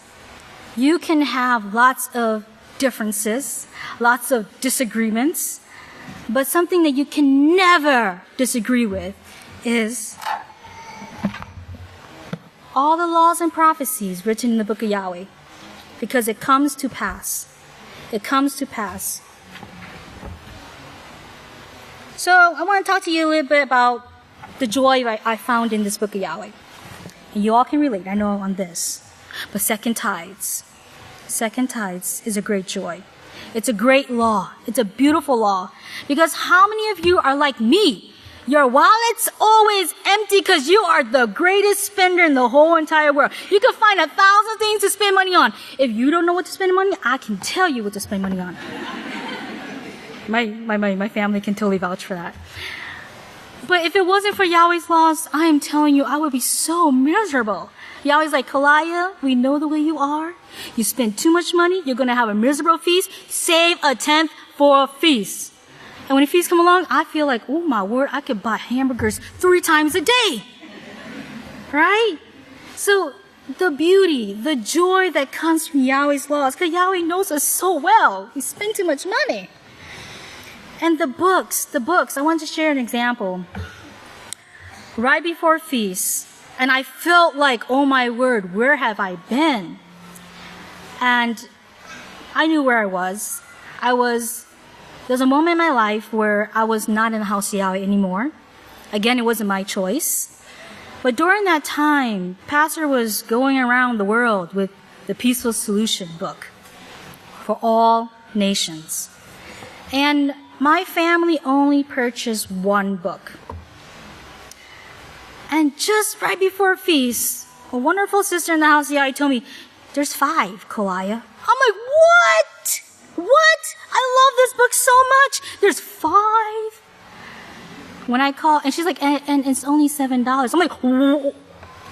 A book that pastor gave to the nations? He personally handed them that book, the greatest wisdom, one of the greatest wisdom, and it's only $7? What? Now, if you remember my old sermons, I went to college. I hated buying them crazy books because you bought so much book for over $500, over $500, and you were going to use it for only 6 months. Oh, I hated that. And they were used books with everybody's marking on it. But here is a House of Yahweh production, publication, the greatest wisdom, only $7. $7. Now I bet you, I was very joyous, okay? I was extremely joyous. I said, can I please have all 5? Oh, well, one is soft cover, one is hard cover. I don't care. Can I have all 5? Can I have all 5? And I joyously carried all 5 books to my car. It was a joy. It was a joy because again, Yahshua said, these words I speak to you, let it be a joy that your joy may be complete. I want you to turn back to Yachanan chapter 16.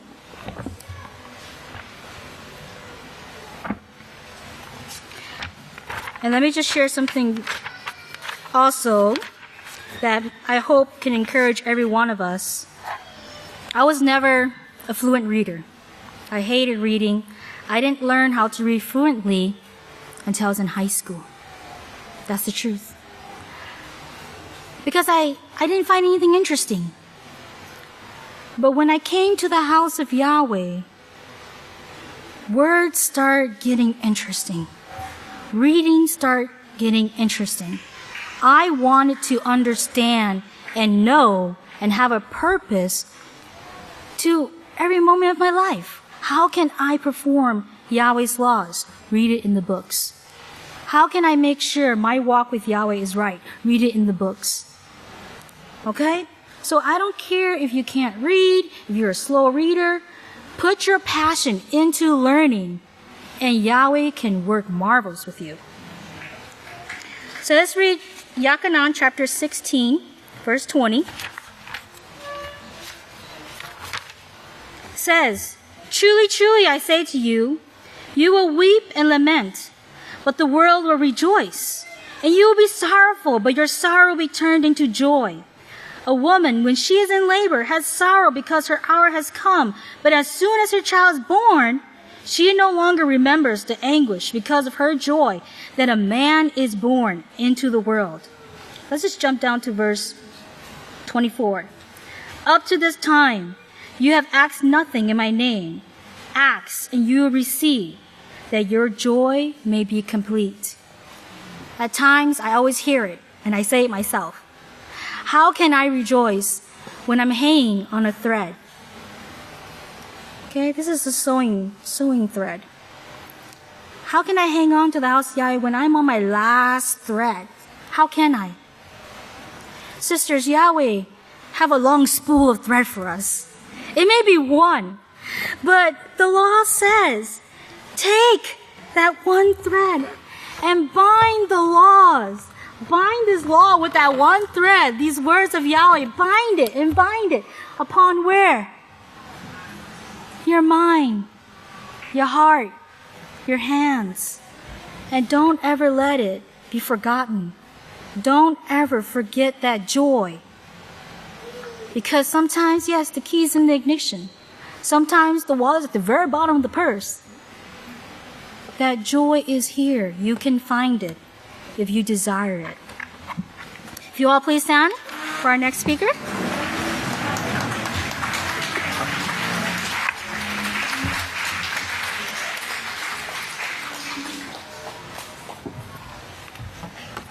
Shalom, everyone. You may be seated.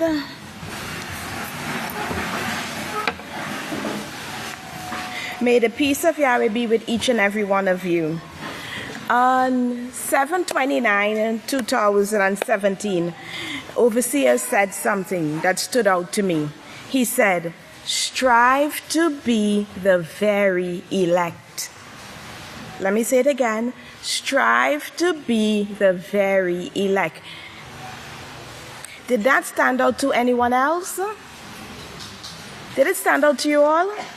Yes, it did. Praise Yahweh. When I heard the word elect, I immediately started to think elect. The world, and immediately to my mind came in the world, how do you elect leaders, right? The people come together, cast ballots, and pick him or her into office, right? That's how they elect their leaders. To me, it is all a popularity contest. Listen why. Who have the best ads? Who have the biggest scandals? Who have the best organization team? Right? It's all a popularity contest. That's how they will elect their leaders. Can you all agree with this? Yes. An adult popularity contest. So I'm going to repeat overseer words again. Strive to be the very elect. But what was overseer referring to? Are we elected into the kingdom, position, or office in this way, this popularity contest, by others voting us into the kingdom? No. Or does it depend on our works? It depends on our works. Let us examine the word elect. Using the Merriam-Webster's dictionary, elect means to carefully select. Not just select, but carefully select. Also, it means chosen for an office or position. Let us examine the word strive. To devote serious effort or energy, endeavor, to make great efforts to achieve or attain something. Synonyms for the word strive is to try hard, to do your best, to do all you can, to labor, to work. So in essence, YH is telling us we must try very hard to do all we can to be one of the chosen for the kingdom or position or office. Right? Sisters, do we believe we can do this? Achieve this goal to become the very elect? Can we? You're sounding kind of unsure. Can we do it? Yes, we definitely can do it. We are important to Yisrayl Hawkins. Think about it. He spends many hours writing and doing shows just to teach us, so we can never do without the spiritual knowledge. Never underestimate our worth, sisters. This is why he pleads with us time and time again to overcome, because he wants us forever. I want to remind you about the following scripture to let you see how much we are worth to Yahweh and Yisrayl Hawkins. Turn with me to Isaiah chapter 44, verses 1 to 4. Everyone got it? On page 558, it says, "Yet now hear, O Jacob, my servant, and Israel, who I have chosen. This is what Yahweh says, who made you and formed you from the womb, who will help you. Do not be afraid. Jacob, my servant, and Yisron, beloved of Israel, whom I have appointed. For I will pour out water upon him who is thirsty, and floods upon the dry ground. I will pour out my spirit upon your seed, and my blessing upon your offspring." So this is Yahweh telling Israel that he will pour out his Spirit upon us, his seeds, and blessing upon us, his offsprings. They will spring up among the grasses as willows by the water courses. This is how important we are, sisters. Yahweh chose us. Look and see what he promises to overseers, seed, and offspring. Do not take these words lightly. Read them and believe them. Turn with me to Ephesians chapter 1, verses 4 to 5. Found on page 916. Because he chose us with him before the foundation of the earth. This is under the heading, the plan of Yahweh, right? This is what Yahweh has preordained. Because he has chosen us with him, meaning Yahweh, before the foundations of the earth, that we were to be holy and without blame before him in love. Number 5, verse 5, preordaining us to be his children by adoption through Yeshua Messiah, according to the righteous pleasure of his plan. So think about it, sisters. The judge before me spoke about it. Think about this.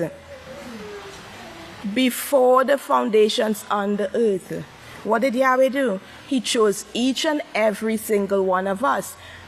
Thousands of years before. This is the power of Yahweh to foretell the future.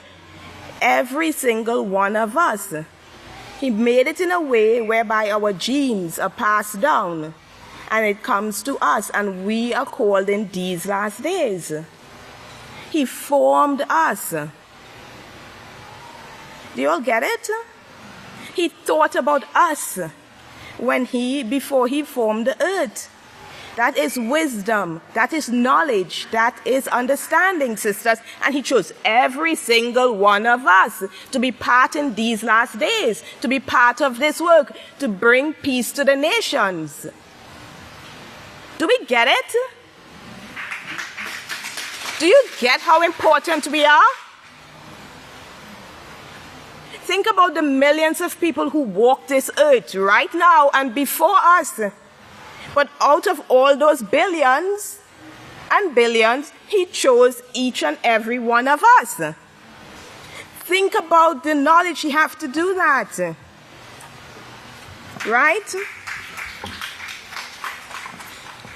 Verse 9, in Ephesians chapter 1, verse 9, continue reading. Having revealed to us the great secrets of his plan, according to his righteous pleasure, which he has proposed to himself, in whom also we are allotted an inheritance, being preordained as his righteous pleasure, which he has proposed to himself, whom also we are in order that we have first trusted in Messiah, would become praise and his glory. Sisters, this is the importance of us in these last days. You did not come here by chance. You were called. And yes, what did Yeshua say? No one can come unto me unless you are drawn. Yes, sisters. So, sisters, think about the important job we have to do in these last days. The importance of it. Right? Okay.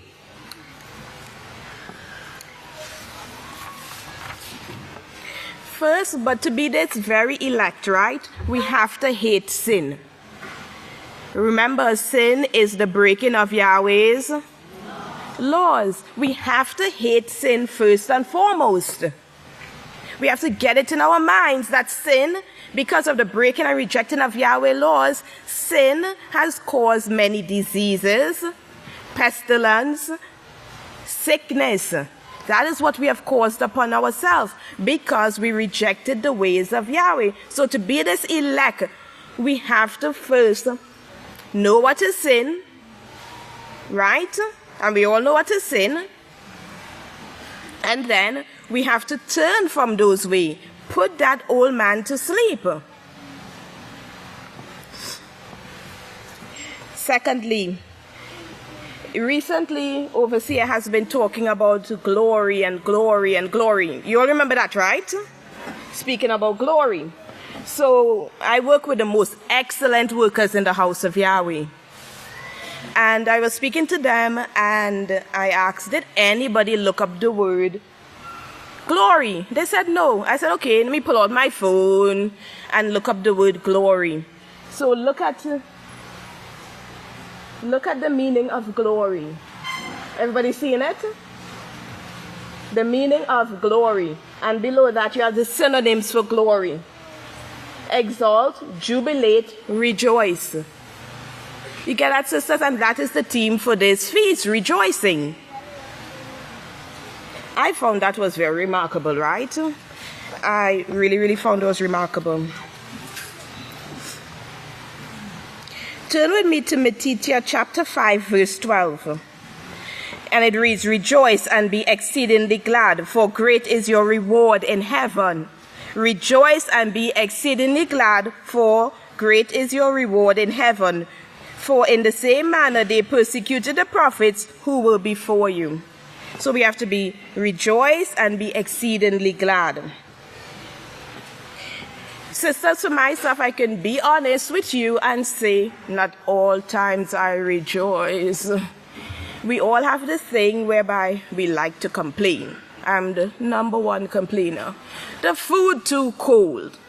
It is too hot. It is too cold. But why me? Why do I have to do it? We've been through this, right? The complaining and the murmuring. So, sisters, when we complain and when we murmur, this is us. A frown. We have a frown on our face because there's nobody complaining with a smile, right? Frowns. We have to make our displeasure known to all who will hear. So my advice to you, sisters, is turn that frown upside down into a smile. Get your best love lipstick. Slap on that lipstick. Right? Slap on that lipstick and smile. Nobody wants to be around a frown face. Right? Nobody. Also, another tool I use to become a very elect. I always told you all I have it, out of all the children, there's always the one who is a little more high-strung than the rest. So for the slightest thing, she would start to cry and bawl, and you would think it's the end of the world. So with her, I had to come up with strategy against strategy against strategy to combat this. So we've been going to our little secret place, better known as a closet, and I speak to them, and I was like, okay, we are going to sit down here, and we're going to talk about being blessed. I want you to tell me every single thing you're blessed about. Every single thing. And we write it down in our little notebook. Sisters, I encourage you to try that. Every morning you get up, you say your prayer, you're doing your studies. Take time and write down in your notebook one thing you're blessed about. One thing. And when you get down and out and want to complain and not want to be the very elect, read it. Reinforce it. Because we are blessed. I cannot say it enough times. We are blessed to be here, to be sitting, to be one of the called out ones. Right, sisters? So try that. It works. Also, I would like to turn everyone for your notes. I'd like you to read Psalms chapter 8, verses 1:4 to 9. I'll just go over it very quickly. What is man that you are mindful of him, meaning Yahweh? What is man that you are mindful of him? The Son of Man that you visit him. For you have made him a little lower than the Malachim, but you will crown him with glory and with honor. You made man to be the ruler over the works of your hands. That is what Yahweh is offering us in these last days. If we just strive to be that very elect, we are striving to be the rulers over the works of Yahweh's hands. How excellent is your great name in all the earth, Yahweh, King of the world. Sisters, the theme is rejoicing. So slap that smile on with that lipstick right? And trek on, because we can do it. We can rejoice. And also, I'd like to remind you all about 1 Keeper, chapter 1, verse 10. And it says, make your calling and election sure. Sisters, the time is near, time is running out, so I'll encourage you, find your joy in yourself in the house of Yahweh, right? So what are we going to do this feast? Right, day 4, we have a few more days, rejoice. And with this, I'll turn it over to the next speaker.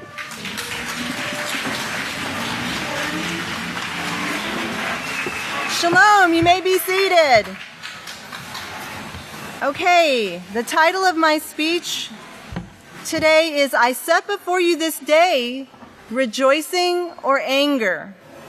I set before you this day rejoicing or anger. Please write this down. I am always one thought away from falling away.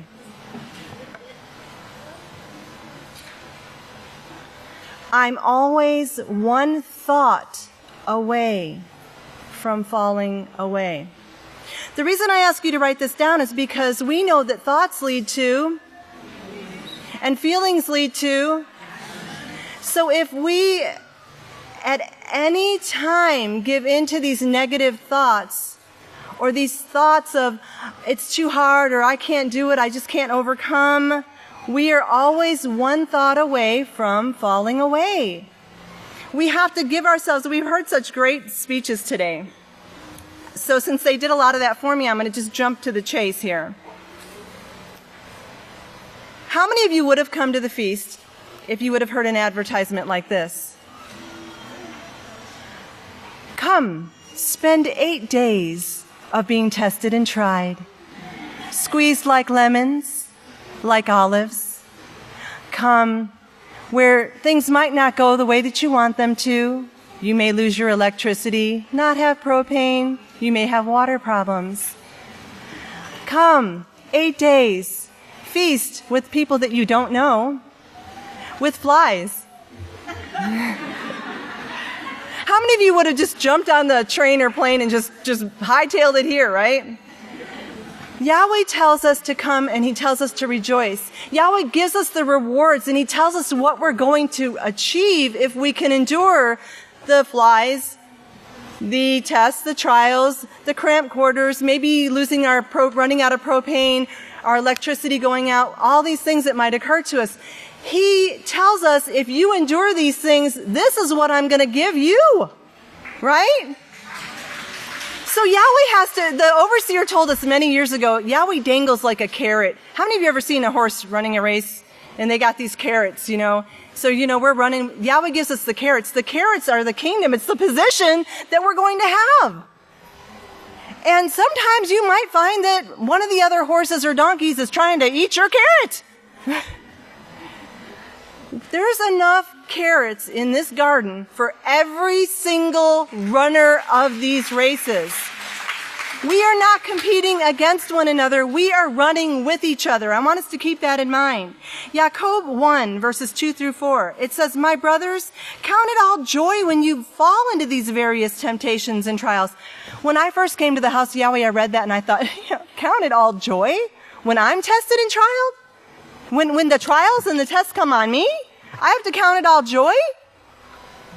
But when you really come to understand why Yahweh has to test you and why, you think about a department store, right?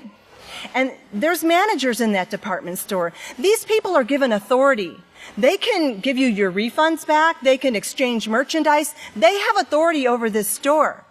Now, do you think that person that hired these managers are just like, oh, so you say you're a great manager? Oh, I'll take your word for it. Come on. I'm going to put you in charge of my store. Here's the keys. You can do anything you want because, I'm taking you on your word. No, Yahweh says, I have to test you. I have to prove you. And I'm going to put you in some situations that's really going to test your resolve to see, I need to know you're putting your money where your mouth is, young lady. So how many of you have felt those tests and trials? Oh, yes, I see some hands. That's why we count them all joy. Because, see, we have to read that next verse. Knowing that the testing of your faith develops endurance. Endurance. That's how we know we can stay in the house of Yahweh if we develop this endurance because we're tested and tried. And believe me, He tests us and He tries us and He puts us through trials a lot so that we can become really, really great at it, right? So by the time we get into the kingdom and we're just almost there, we're going to be able to say, we have perfected the tests and the trials, right? That's why we can count it all joy. And it says, and let endurance have its perfect work, that you may become perfect, lacking nothing, complete. And in 1 Kepha 1, verse 7, it says that the trial of your faith, being much more precious than gold. Girlfriends, I know you like gold. How many of you have ever had like a gold ring, a gold necklace, little thing, things like that, little gold things? The trial of your faith being much more precious than gold, which perishes, though it is tried with fire, might be found worthy of praise, honor, and glory at the appearing of Yeshua Messiah. There's that glory. So when we're tested, we have to have that rejoicing. Remember, we just learned one of the synonyms for that word, glory, is to rejoice. So, keep the smile on. Sometimes you have to iron it on, but it's there. 1 Kepha 4. I hope you're writing these down because you might need them later sometime when you feel that frowny thing coming back upon you. You got to lift your face back up. 1 Kepha 4, 12 through 14. Beloved, don't be amazed concerning the fiery trials which you absolutely must undergo in order to be tested, as though some alien thing about, I just don't know why I have to be, I don't know, why am I have to go through this, Yahweh? Why can't it be her? I was tested yesterday. It's her turn. But rejoice in the fact that you are partakers with the Messiah's sufferings. How many of you want to stand right along Yeshua and say, I'm with him? I'm with him. What about our overseer and his sufferings? I'm with him. I'm with him. Table of 3, please. I'm with them. Right? That when his glory is revealed, you may also be glad, glory, rejoice with exceeding joy. If you are reproached for the name of Messiah, blessed are you, little tested sister. Blessed are you, right?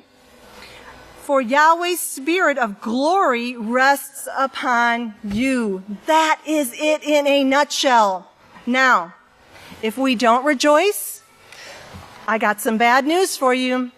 You may find yourself suffering from the deadly Cain disease. The deadly Cain disease. I'm going to read you. This is a real disease. And our pastor has told us about it, and I have an article here. It's called The Deadly Effects of Anger on Your Health and Mind. Did you know that anger can have a destructive, even deadly effect on your health? Yes, it's why it says, don't let the sun go down on your wrath. Don't be angry with your brother. Canaanite.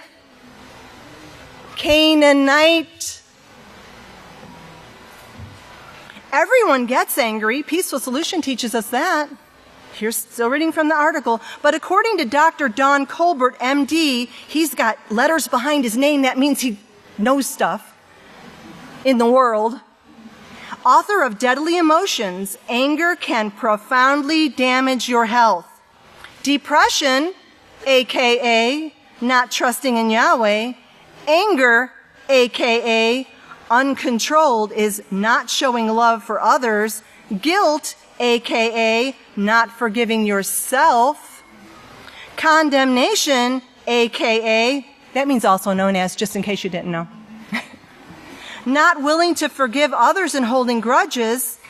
Low self-esteem, aka not loving yourself as Yahweh commands. We have to love ourselves. Because if we don't love ourselves and forgive ourselves, and then the law says that we're to love others as ourselves, and we just kick ourselves around, I'm just the worst person in the world, love you as myself, I'm going to kick you around too, right? No, we have to know that Yahweh chose us out of all these billions of people in this world, and He tells us we're going to do it and we can make it, and that other person next to you, they can make it too. With one another, guiding and urging one another on. Continuing to read here. These are only a few of the lethal toxins, Dr. Colbert warns. He supports these claims with scientific evidence about the effects of anger on the physiological aspect.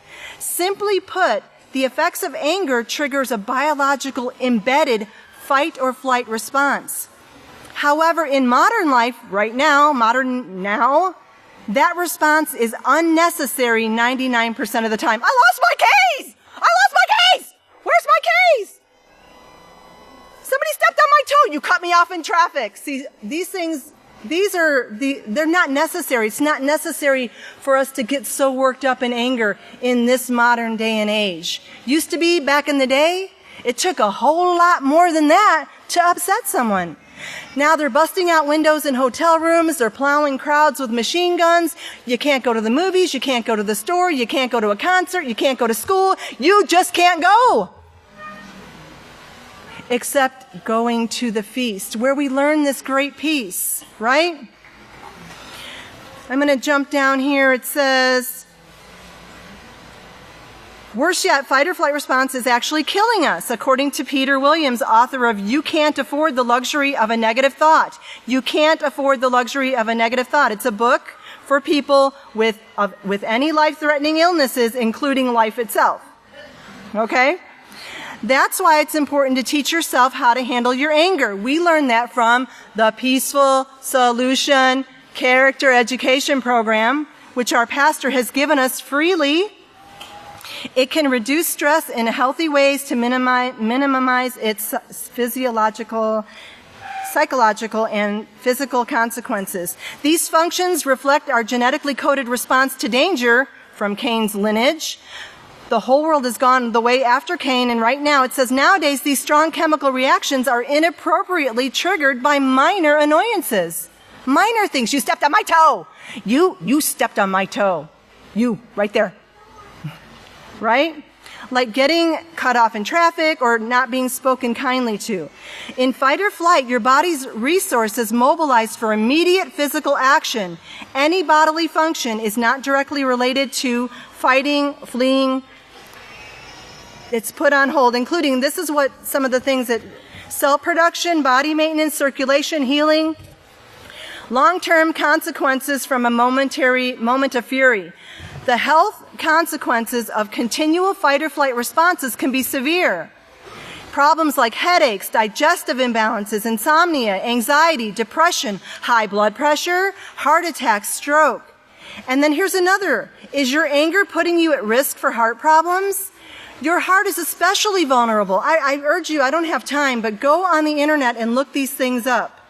Because it's bad for your heart to be angry and to suffer like this, of this Cain disease.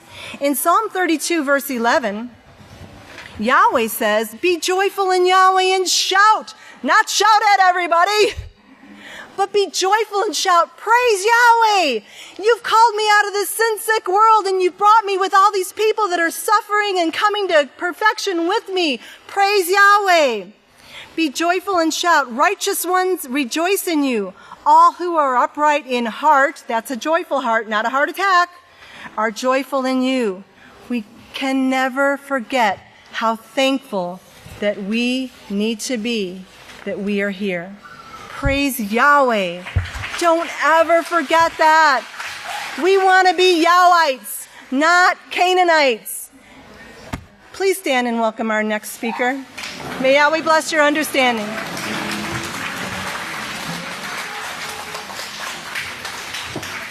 Shalom, great saints of Yahweh. You may be seated. Please don't go anywhere. I'm your last speaker. May the peace of Yahweh be with each and every one of you, and also those who are joining us over on the media. May Yahweh give them that peace, joy, and love that we seek after. I want to paint a picture because today I want to talk about headless. Headless, like without a head. I want to paint a picture for us today. Let's go back with me to the time frame of creation.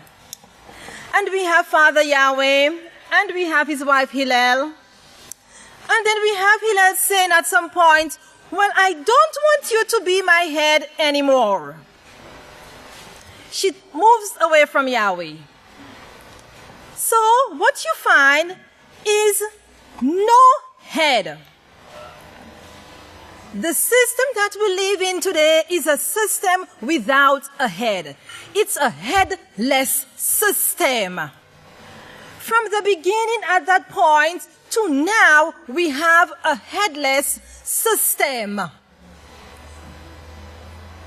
It is a headless system when a priest can be put into a classroom or take care of a community, and he can molest and rape the boys and the girls how he desires to. And when he's done, we'll say to him, he's molesting the children here. What should we do with him? Send him over to this other constituency. But he'll do it there too. It doesn't matter who's making the decisions, me or you. It is a headless society.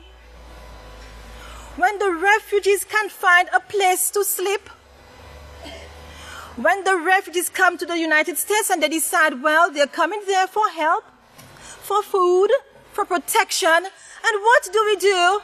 Not us, the headless society. They are raped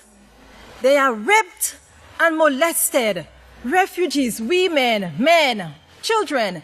And do you remember what percentage of the children can they not find? What occurred? Donde está? Where are the children, the refugees that they can't find? Where are they? With us of Yahweh, are we getting ready to find them and take care of them? In the great house of Yahweh, we are taught, don't put logos, pictures, so and so, on different areas of your dress code. Are you with me? We are taught by the greatest teacher in the world. Do you agree? And his teaching is not just for us personally, it's because he sees the pain of mankind and is helping us to fix this thing. Who would decide, do not put logos, colors, pictures, anything to catch attention on our dress code? You know what I'm talking about, sisters. Why would we decide who is responsible for the baby's, little boy's dress code? Oh, what is this? A little animal, right? You know where it is. Bear with me, sisters. When I saw the baby dressed with this, it turned my spirit. It turned my spirit. Do you know why? Because the great last days witness taught us one of their gods gave them the permission to sodomize the children. So, voila. Maybe I'm taking it too personally. But it's a fixing thing. Somebody has to fix the entire headless situation. Do you agree, great house of Yahweh? We have to fix the headless situation. Look at this.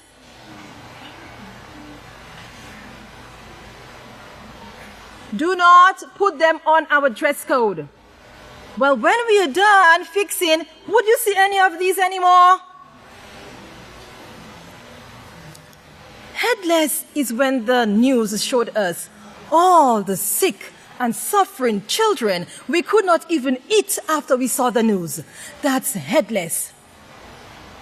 Headless is when men marry men and dogs and cats and everything, to the point where the women say, well, I'll just marry myself. Did any one of you see the article?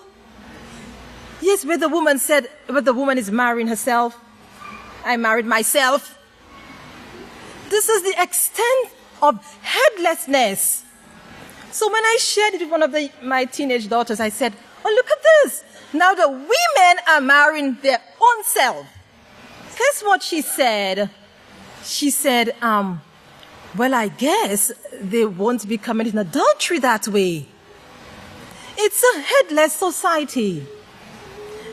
In the second book of Yisrayl, the great last days witness said, when the head of the body, when the silver cord is broken, the body dies. From creation. When the head of the body, when the silver cord is broken, and we know about the silver cord where? In Ecclesiastes 12. And 6 says, remember your Creator before the silver cord is cut. When the head of the body, when the silver cord is broken, the body dies. If there were no Yeshua as head over the house of Yahweh, the house of Yahweh would die. And if there were no head Yahweh, period, we would not have life. Do you agree with that, sisters? If there were no head Yahweh, we would not have life, period. May we have the skeleton, please? I would like to demonstrate it. Could I have the skeleton, please? Could you help me doing the skeleton, please? Can I have the skeleton? Let's demonstrate what the great overseer is showing us. May I have his head? May I have the head? May I have the head? So at the time of creation, when Hillel said, thank you. When Hillel said, I don't want my head anymore, this is what she became. Headless. But not only her, everything the world does, the entire system of the world, because now she is the ruler of the world. Every single thing occurring in the world today is this. Do you agree, sisters? How would you want to take part in anything that's headless? It may look nice, it may seem nice, but it's truly headless. The only supreme head we have is who? Who is the supreme head? And is there life outside that supreme head? It cannot be. I want to paint you the picture. There is no head without Yahweh. There is no life, physically or spiritually. Sisters, do you want to look like that without your heads?